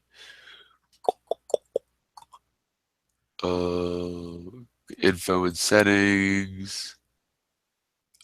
I see nothing about slow mode at all. Yeah, like I'm terribly sorry, y'all. I'm totally trying to do this, but wait, live control. Let me read these directions again. Okay, it says in the top left control button at TheMorgile. So wait a minute, is that on Google? Is that on the Google Hangout screen or on the live show? Candy, send it to me, and I'll put it in the side chat here for him. Or ask Candy to jump in here. I think I sent her a join link, unless she can't.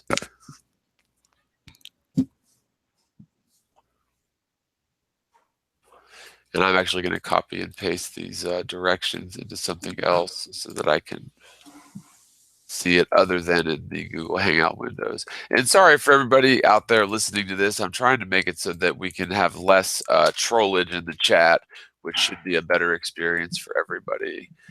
Okay. Top left at TheMorgile. Go to your live dashboard within the chat module. See, I think Candy does Hangouts differently than me. See, I do mine through Google. I mean, through YouTube. No, she does. Does she? I thought, well, I guess I don't know. Top left control button, live dashboard. I mean, I'm just not seeing any of this stuff. Yeah, I'll have to do it later. Sorry, y'all. Sorry for the whack-a-trollage. It's really annoying, I know. I meant to totally do this last time, and I'm not finding it. I'm not finding out how to actually do this. So sorry, Uncle Charlie. What else did we have? What were we talking about, KarenB? Oh, we had that caller. Yeah, he was calling in talking about Jupiter and the satellites and that kind of thing. Oh, yeah, that's right. You said you missed the end of it because you were playing Whack-A-Troll, and yeah, I cannot follow these directions, so I'm gonna stop trying, and we'll just have to deal with them. It sucks, but we'll get this fixed one of these days for sure. So anywho, We've been going. What time did we start? 3:30. Goodness, over 3 hours. Did you have anything else that you're working on? Anything new? If I hadn't mentioned it before, I loved your Asteroid Day video. Thought Oh, that was yeah. really funny. Thank you. Yeah. Actually, somebody told me that they really liked that video for their children. Wow. Which I thought was pretty cool. So yeah, it made me feel like maybe it would be a good idea to do some more videos that were more geared towards children and explaining the difference between the two models. Yeah. Yeah. Yeah. It I mean, was I've been definitely. thinking about putting together a children's book. I know there's some other people doing some children's books on it, which I think is a great idea. Yeah. Yeah. Because there's not much out there, and I think the more literature that gets out, because there's only a certain section of the population that watches YouTube, and there's it's sort of a dying breed, but there's also a section of the population that does a lot of physical book reading. And so the more venues, whether it's billboards or YouTube videos or Mhm. books, the more of that sort of stuff that gets out, I just think is the better, because really the awareness is the key to this topic. There's so many people. Hey, Candy. Okay, so go to your little picture on the top right screen Of the where you go to Creator Studio. no, wait a minute. So I'm watching the live stream on YouTube. No. I know, but go to your Creator Studio. So the Google Hangout itself. No, go to YouTube. Just go to YouTube. And on the watch page, you see on the top left, you have your little picture in a circle. On the top right. Yeah. I'm sorry. Oh, okay. Oh, then Creator Studio. Yeah. Ah, goodness. Well, if you would have just said top right, I'd have been. No, I'm just kidding. I never would have found it anyway. Okay, so now I'm at the dashboard. Okay, now go to live streaming on the left. Live streaming. Okay, I have been here before just a minute ago. Okay. Go to events. All right, events. I am there. And click on the stream that you have. There's going to be like an edit or settings or something. What do you see right now? I see edit, live control room, and resume hangout on air. Go to live control room. Live control room. Okay, I think I've been here too. And then it's going to be an advanced setting. Ah, no wonder I couldn't find it. So it's advanced settings. So where is advanced settings? There's going to be 3 tabs. It's monetized, advanced settings, and general, I think. No. Wait, hold on. I've got info and settings, cards, and live control room. Okay, go down to. Hold on. I'm looking at mine right now. Just see if there used to be a way where you could just go. Okay, go to info and settings up on the top. Okay, info and settings. I think that's and where I'm at. There's the middle tab, advanced settings. There it is. Okay. Enable slow mode right there. Okay, wait a minute. Chat, enable slow mode. Yay! Okay. And then you choose how long you want it for. So what do you think? 15 seconds is fair? I'm gonna say like 10 seconds. Yeah, I usually put mine on 8 if I do it. 8. Okay, 8 sounds good. Save changes. Yay! Oh my goodness, that was so hard to find. Thank you, Candy. Wow. Sweet. Awesome. So now we don't have to worry so much about the trolls. I was actually getting ready to start wrapping up, unless you had anything that you wanted to talk about, Candy. No, I've been kind of busy today, and I'm glad. I wish I would have been able to jump in while it was happening to tell you, but I couldn't. Plus, you were on a phone call, so I didn't want to jump in during that. But I did send you the directions on Facebook. But I noticed from before, when you're on a live stream, you don't check Facebook. Like, you're not like me trying to do 1,643 things while you're trying to live stream too. I know. Yeah, and you get used to it too, but then of course Google changes everything. Like I had all my stuff set up to live stream through Firefox, but of course within the last, I don't know, month or two, now you have to live stream through Chrome. Google. Yep. And But, yeah, and if that gets too bad, like if that 8 seconds isn't long enough, you can just change it however you want. However you feel fit and the need to change that setting, then that's what you put it on. You can do it anytime during your stream. You can turn it off, turn it on, change the time, put it on 2 minutes if you want to. It doesn't matter. now will that remain the default for all streams, or do I have to go in and change it? No, you have to go in. I can show you how to do that for all streams, though. You go in a different way, but I won't do it here. But I'll show you. I'll tell you how. Well, if it's in a similar section, I could probably figure it out now that I've seen it. But yeah, thank you. Okay. It's when like how you know how you have like a where you have your description and everything defaulted. Description default. I think it's yeah, like you know how like your regular description. Do you write a different one every time, or do you use the same one? No, I use a different description every time. Oh, okay. Yeah. Okay, yeah, I'll tell you later how to do it. Okay. I have to look at it. And I'm not in there anymore. So we're all gonna get together and go view the eclipse on August 21st, right? Yes. I want to go. John, and I also told you there's a meetup this Saturday in Charlotte. Yeah, August 5th. There's a meetup. There's a Flat Earth meetup in Charlotte. If anybody wants to come meet up with some other flat earthers, August 5th. It's at the Trio in Charlotte. There's an event page on Facebook set up for it too. So it would be great to meet some more flat earthers. I'm trying to see where is Charlotte from my house. I should know this. Hold on. It's about an hour from your house, about the same distance as me. Charlotte, North Carolina, right? Yeah, yes. Obviously. Okay, maps. Miles or something. Hold on. I'm just going to get a general directions from my home. Yes. I know only because I drove it when I was passing the house every day. Oh, wow. Okay, so it's 75 miles this Saturday. Let's see. Yeah, I could probably go but I would have to figure out a way for transportation. Actually. Yeah, if you have gas money, I can come get you. Yeah, actually I will, as a matter of fact. Yeah, well, I can come get you, and I sent you that. We'll get you there. We'll get you there.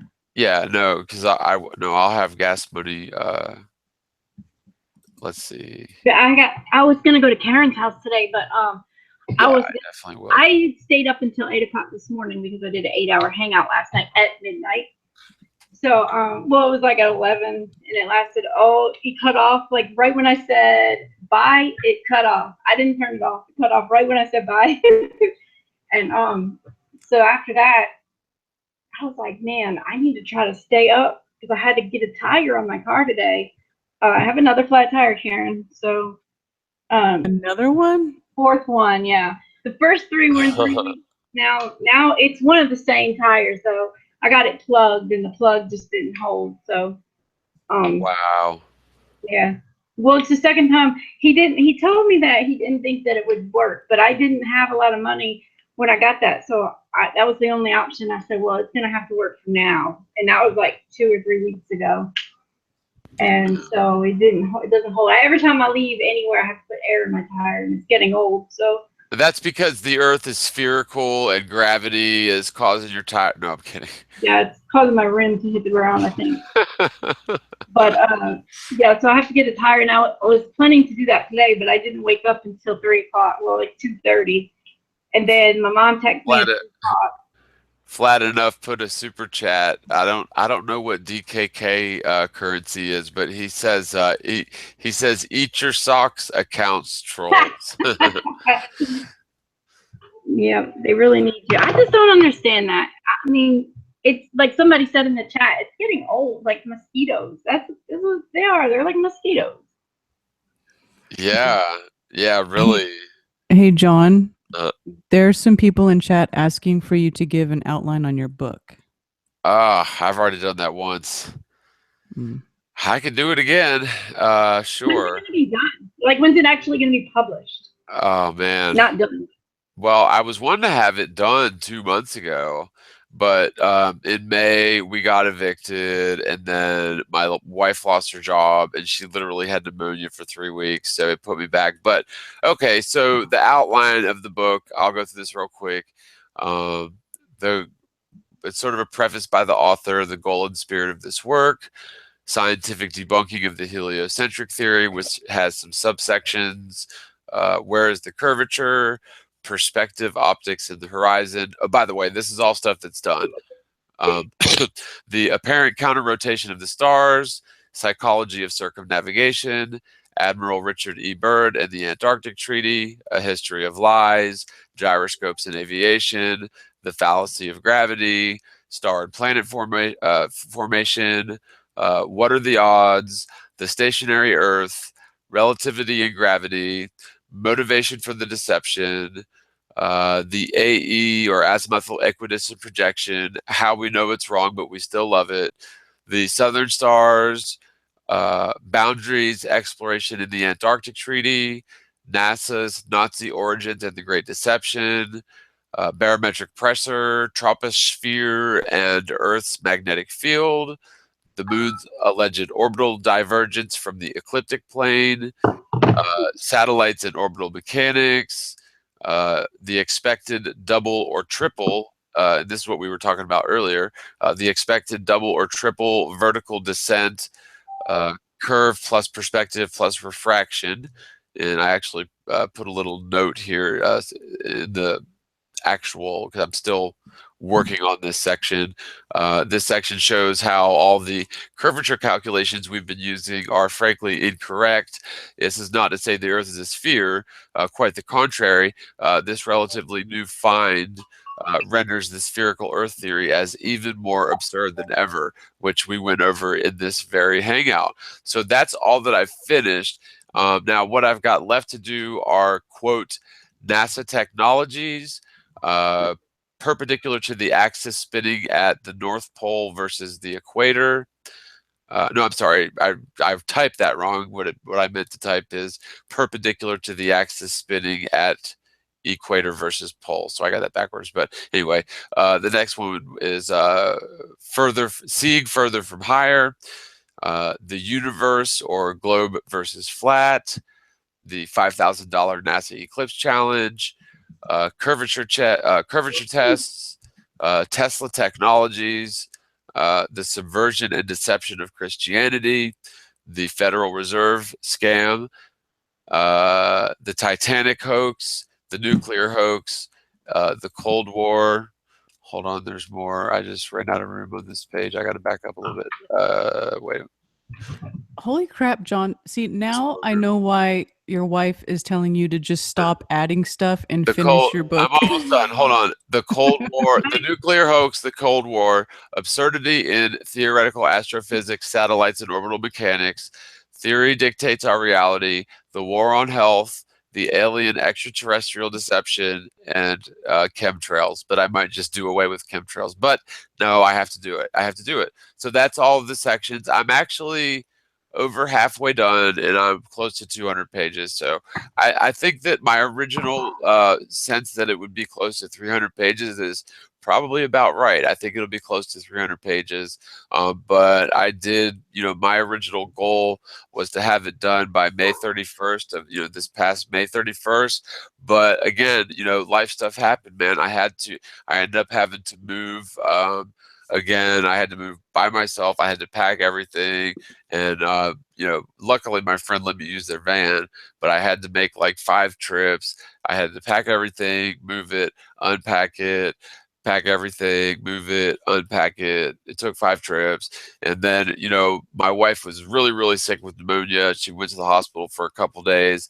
And so I literally had to the house, how when you move, everything's a complete cluster whatever. And so, yeah, I had to do everything from unpacking, doing the dishes. We did get some friends to come over and help one day a little bit because Molly, Mina, was just dead to the world. She was just, all she could do was just lay there. And How so, did that sword? Is that sword? Is the MMS outfit? oh, you guys need to see my finger. Oh yeah, I didn't see your finger, but I was at your house whenever you were putting it on the dog too. I didn't know if that worked. Oh, yeah, yeah, she's 100%. Oh, so you don't know about my finger. I know that you've been using MMS on it for 2 weeks, but and I heard you say in the beginning that if you hadn't tried to play your guitar, it would be healed. That was pretty Yeah. Well, I thought it was healed up good enough. So I do have to show it. I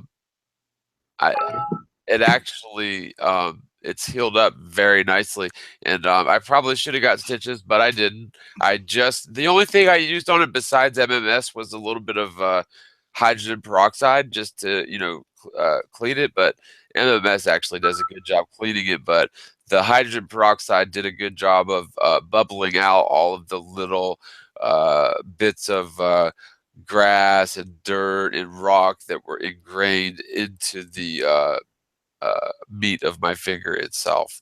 So let me, so, but yeah, good stuff, right? So that's the outline of the book. I've decided to not add any more sections.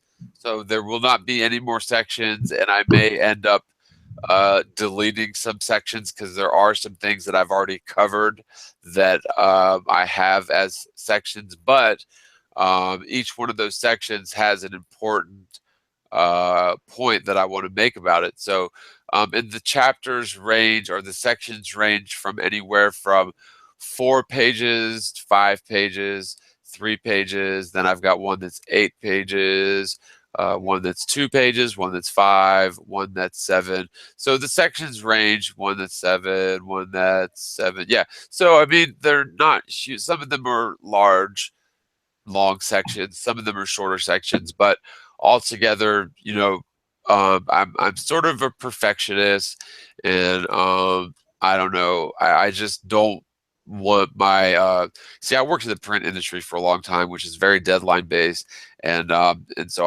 I've always been very anal retentive about deadlines, and so like I was literally losing sleep over this thing. But then when everything happened where I had to move, and then Mina got sick, and she's totally better now. The house is 100% like good to go and stuff, and so I've really been able to sit down and knock out pages. And so, but you know, I just don't want the deadline to cause the end result to suffer. And so, but it's coming along good, and it's really enjoyable. You know, it's so enjoyable to write the book, but unfortunately, you know, writing the book does not immediately pay the bills, and so I still have to go, you know, sometimes outside the home to work to get money to pay the bills and stuff. And sometimes I have to, you know, make YouTube videos because I do get a little bit of money every month from AdSense. So, but also I like making flat Earth videos and other informative videos because it's important to me to get certain things out there. Although, you know, the little dab of money I get once a month doesn't hurt from the, you know, YouTube AdSense. But in terms of the book, it's a priority for me. I'm spending hours on it every day. I'm knocking out several pages every day. And, you know, I had a very nice reprieve this month because I had, you know, my bills paid up for the month. But then again, the first of the month is coming up pretty quick and funds are running low. So I need to, you know, I'm actually going to have to go down to the temp agency and do some work there and get my rent together for the, you know, it's late by the 5th. So that, you know, it's just life circumstances sometimes cause me to where I can't work on videos or books or anything. And honestly, the flat Earth community has always been way, way, way more helpful in terms of like financially than Google AdSense, which, by the way, if you would like to support this channel, you can do so directly to PayPal, which is preferable. It's real simple. It's www.patreon.com paypal.me/TheMorgile1. That's the number 1. Again, that's www.paypal.me/TheMorgile1. Or you can email me to TheMorgile@gmail.com. That's the new email I got. That's also tied to my PayPal account. Or you can become a patron for as little as $1 a month. So that's pretty good. And of course, we've still got Super Chat running for the next couple minutes, but you know, Super Chat is definitely appreciated. It has its ups and downs because Google, YouTube keeps the money to the end of the following month, and they take 30% of the total. So you know, certainly we'll never look a gift horse in the mouth. However, if you do want to support this channel, it is preferred through PayPal because it's done instantly and they don't take a huge cut. So did you guys have anything that you wanted to cover or plug or anything at all? Nope. Any new videos coming out, KarenB? Just the ones I already talked about. I'm working on a magnetic declination video, and I know Bob from Globebusters is in the chat, and I sent you a message, or it has to do with magnetic declination. So check your Skype on that real quick, if you could, at some point. I know you've been busy. And then the video I'm working on with a bunch of others, Dr. Zach, Steve Torrance, and some other really good and smart researchers about the non-uniform density transition zone and how things get distorted on the horizon and how we don't really understand what's going on fully with refraction and all the effects that the horizon gives us when we look off into the distance. And that's it for now. Awesome. Yeah, awesome. I think that's a really big topic, is the horizon, because you know, it's our eyes are convex lenses, and we all exist within a large subjective convex lens, which is the atmosphere. And then you've got the magnetic field of the Earth, which I think is probably best described as a giant half torus, you know, like a donut sliced in half lengthwise, right? And I really think that that's what we're going to end up with, but we really will never know until we get rid of these silly Antarctic and Arctic treaties, so that we can free roam and check out the center, and free roam and check out the edges. And we shouldn't be begging the government to lift treaties. We should be ordering them to fund us, you know, to give us the funding to do this. But you know, well, they got plenty of money. Yeah, they do. They do. People wonder, you know, where does all that money go? But it gets very expensive to pay people off at the top. So, I mean, that's probably where a good chunk is going.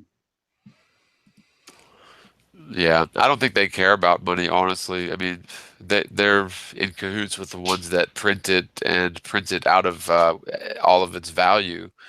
So I don't think it's really so much about money, which, you know, I guess it kind of is, but it's more about deceiving people.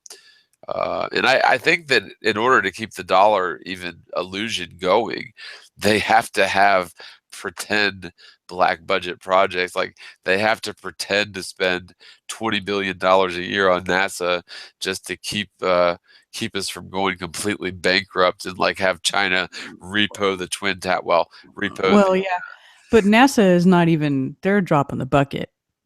You know. Yeah, I know. There's others. The military budget is what really is blowing shit away. I mean, 650 million, or what is it? 650 billion. I don't know. It's some ridiculous number. I can't even remember right now, but it's like a ridiculously high number. More than all the other countries in the world. You know, combined. And one missile cost $1 million or whatever they say it costs, but they could be telling us it costs, they could just be pulling that number out of their ass, which is probably what they're doing. And then just giving us all these ridiculous numbers about how much it costs to go fight these wars against the boogeymen that they freaking created. I mean, come on, really. No, it's They're the true. ones that they make these boogeymen for us to go fight wars against because, I mean, really, I mean, it's obvious that they create these things for us. So they set it up. They put these, you know, these proxy True. government leaders in place, and then they make them do bad things, and then they, you know, it's stupid. It's all bullshit. Excuse me. No, it's fine. It's fine. I know Well, you said you weren't cussing, but I dropped an sh word. I know. No, I try. I do try. Like because sometimes there's children watching, and I've had some parents, not many, just a couple complain because, you know, my whole thing is frankly like your children are eventually one day going to be exposed to cussing. And let's just say hypothetically, you never teach your children about cussing, and then one day little Susie comes home saying the word that rhymes over and over, a word that rhymes with duck. Now, what are you gonna do? Are you gonna beat and punish little Susie? Are you gonna sit her down and have a good talking to? Well, frankly, it's the parents' fault for sheltering little Susie because you have to tell your children, look, that there's certain words that are you're not Yeah. supposed to say. You're gonna get in trouble if you say them, and this is what they are. This is what they mean. Well, I don't know. Certain words may be a little too early. You know, But I have a funny story about that. My oldest Hey. son. I'm sorry. I have to go take my dog outside. I'm gonna have to drop out. I don't know if you guys are gonna wrap up right now or anything, but probably, yeah. okay. I need to go let my dog out. He's barking at me. Have Bye-bye. fun. Yeah, actually, I gotta watch Boop. I gotta walk Booping myself soon too. So peace out, Karen. Thanks for joining. It was really awesome talking with you. Yeah, it was good talking with you too. So yeah, take care everybody, and Bye. I'll see y'all later. All right. Bye. Are you peacing out, Candy? Yeah, I gotta. My mom stuff. I spent the day with my mom. She just. I don't know why. She acts like if I don't go over there every day, then I hate her or something. I don't know. She's getting old, but Oh, so I was over there today with her, but I have a flat tire, so I messaged her and asked her if I could use her card to go to the store. And so I'm about to go there and do that. okay. Well, tell your mom I said hello, even though she don't know me. I And know. I was like, dude, why? I can't believe you live next door to me and y'all couldn't even show your faces at my party. You know, she said, I'm not a flat earther. I was like, okay, well, Penny and Veronica and Peyton and, you know, all the other people that my neighbors that came over, they're not flat earthers, but dang, my mom didn't even come say hi. well, So you know, rude. the thing is though, is all flat earthers used to be globers. So, you know, we're not that much different from everyone else. Oh, today when we were in the store, I was like, she was buying all these things, and I was saying stuff about what was in them, and she's like, "Man, them people really have you brainwashed." I'm like, "No, no, no, no, no, no, no, no, no, no. You are brainwashed. Right. You are brainwashed. You just don't know it. These people really think that we are the ones that are brainwashed." I was, because my daughter wants to become vegan, and so I told her that I would think about trying it with her because I kind of do want to get. I feel like I need to lose some weight and I need to eat healthier. I eat terrible. Like, I mean, when I say terrible, I mean terrible. Like, I will sit down and eat a whole large pizza. I don't even care. Like, so that's why I told you that night. Like, I don't care when you're looking for something sweet. I do that all the time. I gained 12 pounds at your house over one night, and I'm not joking. No, I'm serious. Oh my God. But I had literally lost 20 pounds over the month prior. Seriously, like I don't know. I guess it had been a bad month because, like I said, she had lost her job and then she had been sick and blah blah blah. And so yeah, I had literally lost 20 pounds, and I weighed myself again. It was just a few days after I went to your house, and I had gained 12 pounds. Wow. Yeah. I ate that chicken for 3 days. I ate the whole thing by myself. Begging. Well, I ended up having to throw a lot of it away because it was undercooked, I think. But and I think it made me sick the first day. But I ate every day. Yeah, I think there was a couple pieces that might have been undercooked, but Yeah. all in all, at least the first batch was banging. And yeah, what you sent home with us, we ate every bit of it. The macaroni salad was great too. Well, I think I was gonna do another one in August, but I'm not really sure. I wanted to do one for my birthday, but I don't know. I'm still thinking about it. Well, it's definitely doable. It's not like I live on the moon. I know we all really. I know Karen mentioned it, but we all, you, me, Karen, and Ryan, all need to get together on August 21st and drive out there by you. I want to Yeah. go to Greenville. So is there like somewhere in Greenville, like some kind of campground maybe, or mountain, or that we can night and Yeah, there's lots of to the dome? we could I'll do a little research. Maybe I'll see if because like honestly, I was born in Virginia, raised in Florida, lived in North Carolina for a decade, and I've lived in South Carolina in Greenville for the majority of, I don't know, maybe 7 years. But like I never did anything in Greenville. I never like went to the mountains, but I can do a little research and figure out like where's the best place to go that's going to be in that perfect path of totality that's Because if we were not too here far. in Gastonia, we would just climb up Crowder's Mountain or something. But and I don't know, like how far are you from Chimney Rock? Is that by Greenville? No, that's up by Asheville, I think. That's up by. I know it's in South Carolina, but I think it's more closer to the border. You mean my house here from Chimney Rock? Well, no, like how far is Greenville from Chimney Rock? Okay, Greenville to Chimney Rock. Hold on. I climbed that, like literally climbed it, climbed the rock. What do you know what city or town Chimney Rock's in? I don't. But it's in North I know Carolina. It's a state, like a state park, right? South Carolina is right on the border. Oh, South Carolina? I think so. Well, hold on. There's Chimney I could Rock. be wrong. You must be wrong because there's Chimney Rock, NC, Chimney Rock State Park, NC. Yeah, that's where it is. Okay, so then that's probably way too far from Greenville. Well, it's about 55 miles north of Greenville, but you're right. It is just over. It's just over the border of up to North Carolina. Yeah, we went there. I climbed that thing. And do you know, rock climbing is the hardest sport that you can do. Like I've always been into sports. I was a cheerleader from the 3rd grade to the 12th grade for my middle school, elementary school, high school, and for the town. And like I went to the college for cheer camp every single summer.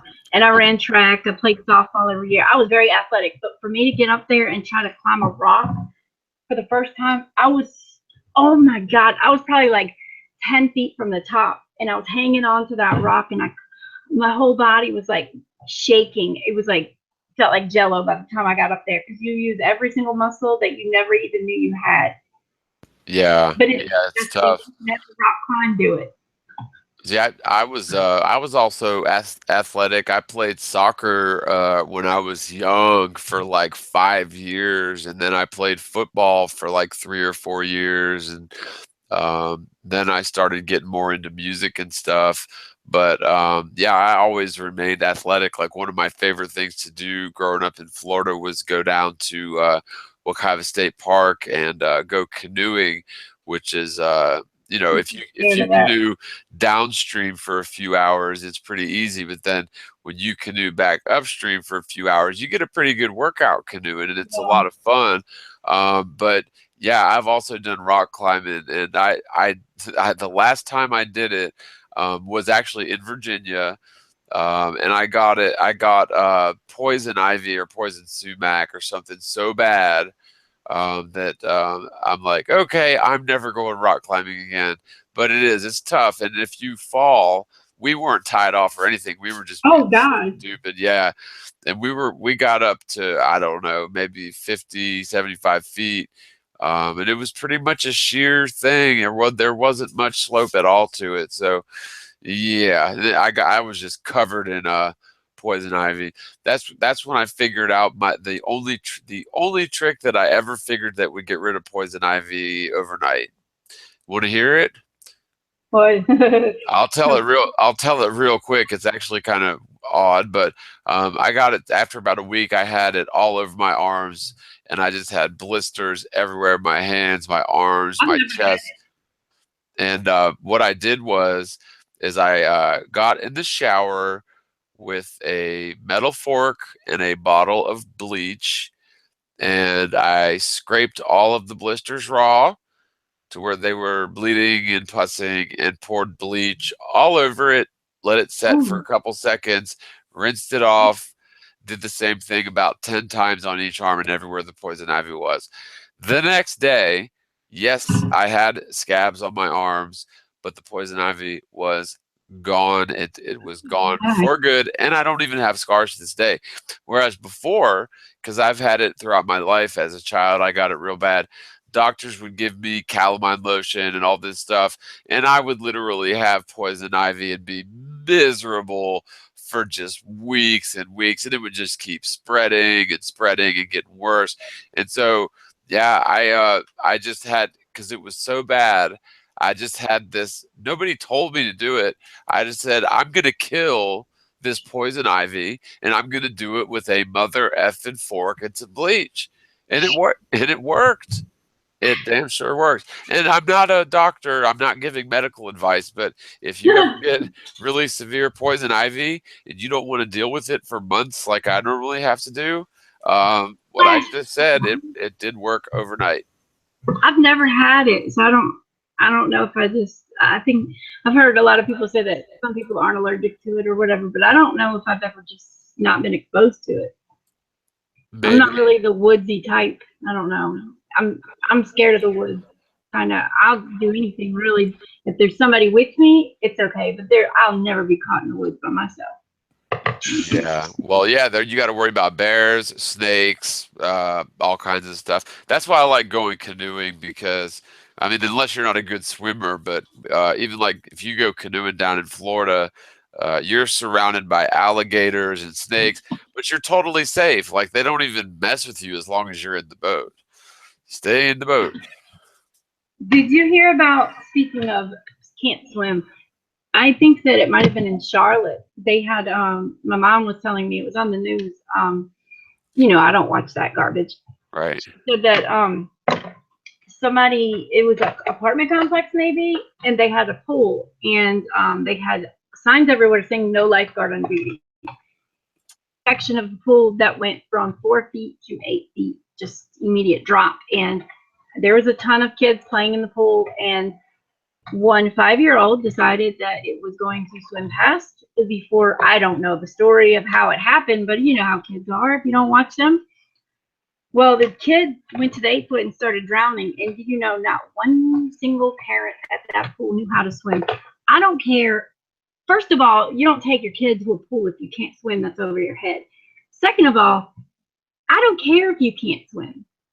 Get your ass in there and try to save that kid. Yeah. What is wrong with people? Really? Like, every single parent stood there and watched that baby die. Oh my goodness. Yeah, it's funny, I was real lucky. My grandfather, he lived to be in his 90s. He was a 25-year career military man, and then he worked for the Pentagon for 25 years. Never learned how to swim, never in his life. And so my parents, they took me and my brother for swimming lessons. I think I might have been 1 year old when I learned how to swim, or maybe 2. And so if you teach children young how to swim, it just becomes a natural thing. The younger, the better, I think. So yeah, my dad threw me in a pool when I was a baby, and I came back up. I mean, and that's the thing. That's what I said to my mom. Like, I don't care if you're an adult. Forget about the children that were in the pool that could have done something. That's not their fault. But the parents, every single one of them, you mean to tell me that you can't doggy paddle your way back to the top?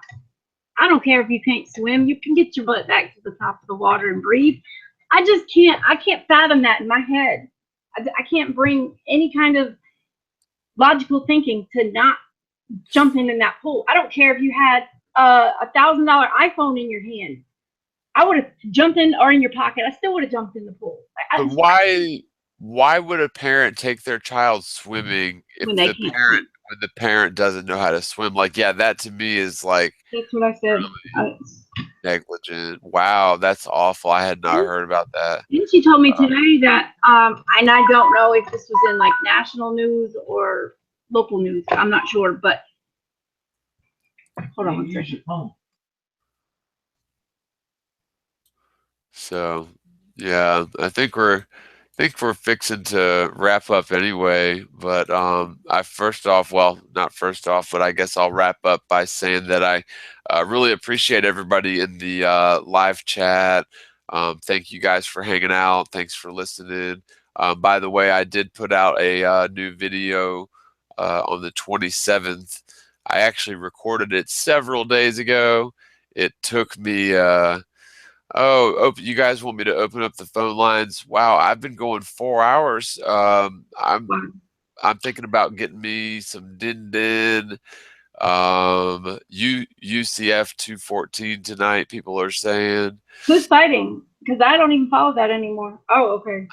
Jones versus Cornier. Yeah, I don't follow it either. Yeah, I would go on for a couple more hours, guys, but what I want to do is I want to spend the next 5 to 7 hours working on my book. That is my game plan. But the reason I did this live stream was I just wanted to you know, let everyone know. Well, I wanted to talk about a few things that we did get to talk about. I did want to take some more calls, but we had such a great conversation with Karen and with the gentleman, goodness, Aries, that called in, and of course Candy here. We also got to go do some chat participation as well. So I think all in all, we did pretty good. 4-hour show. So yeah, I'm gonna get some dinner, plan on working on the book. I love you guys all out there. I appreciate you guys hanging, and I'll plan on doing these, you know, pretty frequently. Seems to be. Oh, I never did show the figure. Do you guys want to see the figure while I'm still? Oh yeah, and I'm gonna send you the rest of those pictures too. I only sent you the ones that I'm sorry. Do what? The pictures from the party. I still have a bunch more. I only sent you the ones that I like worked on and fixed. And just send me the raw shit. Excuse me. No, I know. I got it. I got to save them to my phone. They're in my text messages from Zulu. I'm gonna try to find a screenshot so that I can get like a before and after going of this bloody stumpage. Or at least maybe give y'all a link. Yeah, there it should be pretty easy to find. Yeah, I'm sitting here finding it. No, there I've got something on my hand. Okay, so that's where I'm showing it originally. Now I'm gonna take the very high-tech black electric tape off of my webcam here. Very high-tech stuff. Works great. It's a firewall, visual firewall. Now I'm going to try to have to center myself on camera. So let's go to Google Hangouts and share my camera. Turn some lights on. Yeah, let's flood myself. I can't see anything. Just a little bit better light. Oh, come on, you thing. Righto. So let's try to be a little more centered here. Is that okay? So here we go. Can you see it? Maybe I should turn that light off. Still looks pretty gnarly actually from there. Let's see if that's better. But it's actually healed up very nicely. Like it's the red part here at the bottom is more like a blood blister. You can see. I was about to say, why is your finger black? You need to go get it to the doctor right now. No, like you can see where the slit is. If I hold still, you see the slit. And like what happened was, this is backwards, the mower cut me like straight that way and it went that way. So like this, wait a minute. Yeah, When I was younger, this I was think hanging, hold on, this was hanging like that. And so I put it all back together, but honestly, like I probably should have had at least 3 or 4 stitches right there. yeah. But I just use MMS, and literally like it hardly hurts. Like I can move, I've got full motion in my hand. Like if I nail it on something, it hurts a little bit. So I've got this thing here that like I'm just clumsy in general, but I'll just like stick this on there. But it, like, you know, just so I don't nail it on something. But I can type regular speed, but I after about 5 days I was like, wow, this is healed up so nicely. I'm gonna try to play my guitar. And then I split it open and started bleeding again. So I'm gonna give it another week before I try to play the guitar. But I'm yeah. glad you shaved that beard. Oh, yes, thank you. Thank you. Thank you. It was a long time coming. Actually, it didn't take me that long to grow, and I'm just lazy because a lot of people don't know this. The longer your beard is, the easier it is to shave, believe it or not. Because if you shave after say 3 days of growth, your razor, I just use Coconut oil. I don't use anything else. I use coconut oil. Yeah, that's a pretty good idea. I've never tried that, but I do have organic coconut oil. But what I'm saying is the razor that'll get clogged up with all these tiny little hairs. Whereas if you have a longer beard, it shaves off like that, like you know that much hair, and that just comes right off. Whereas these little, like I've got some stubble now. It's just been a day since I've shaved. If I was to shave again, it'd be like impossible to get all those little pieces of hair out. So anyway, I'm either going to invest in like a beard trimmer, or I'll grow it out a month and then shave once, grow it out a month, you know, whatever. I've never been too vain, but yeah, people say that they don't like me with a beard. Off with the camera anyway. There you can see that very, very old picture of me. No, it's not that old. I think that was from 3 years ago, so it's not that old. Anyway, well, I guess that probably about wraps it up, folks. Oh, and you can see the before. I stopped sharing here. I'll just share screen again. Is there people even still watching? Yeah, we still got 128 watching. I'll share my screen.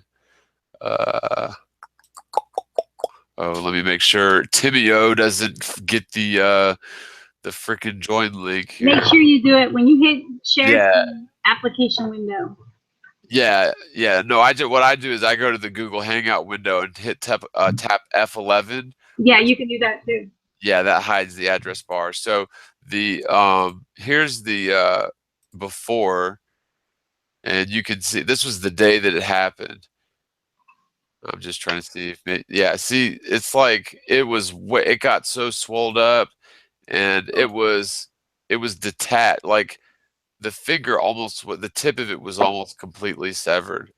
And I probably should have got stitches, but I just did a test. I wanted to see what MMS would do. It's been 2 weeks to the day now, and I got to tell you,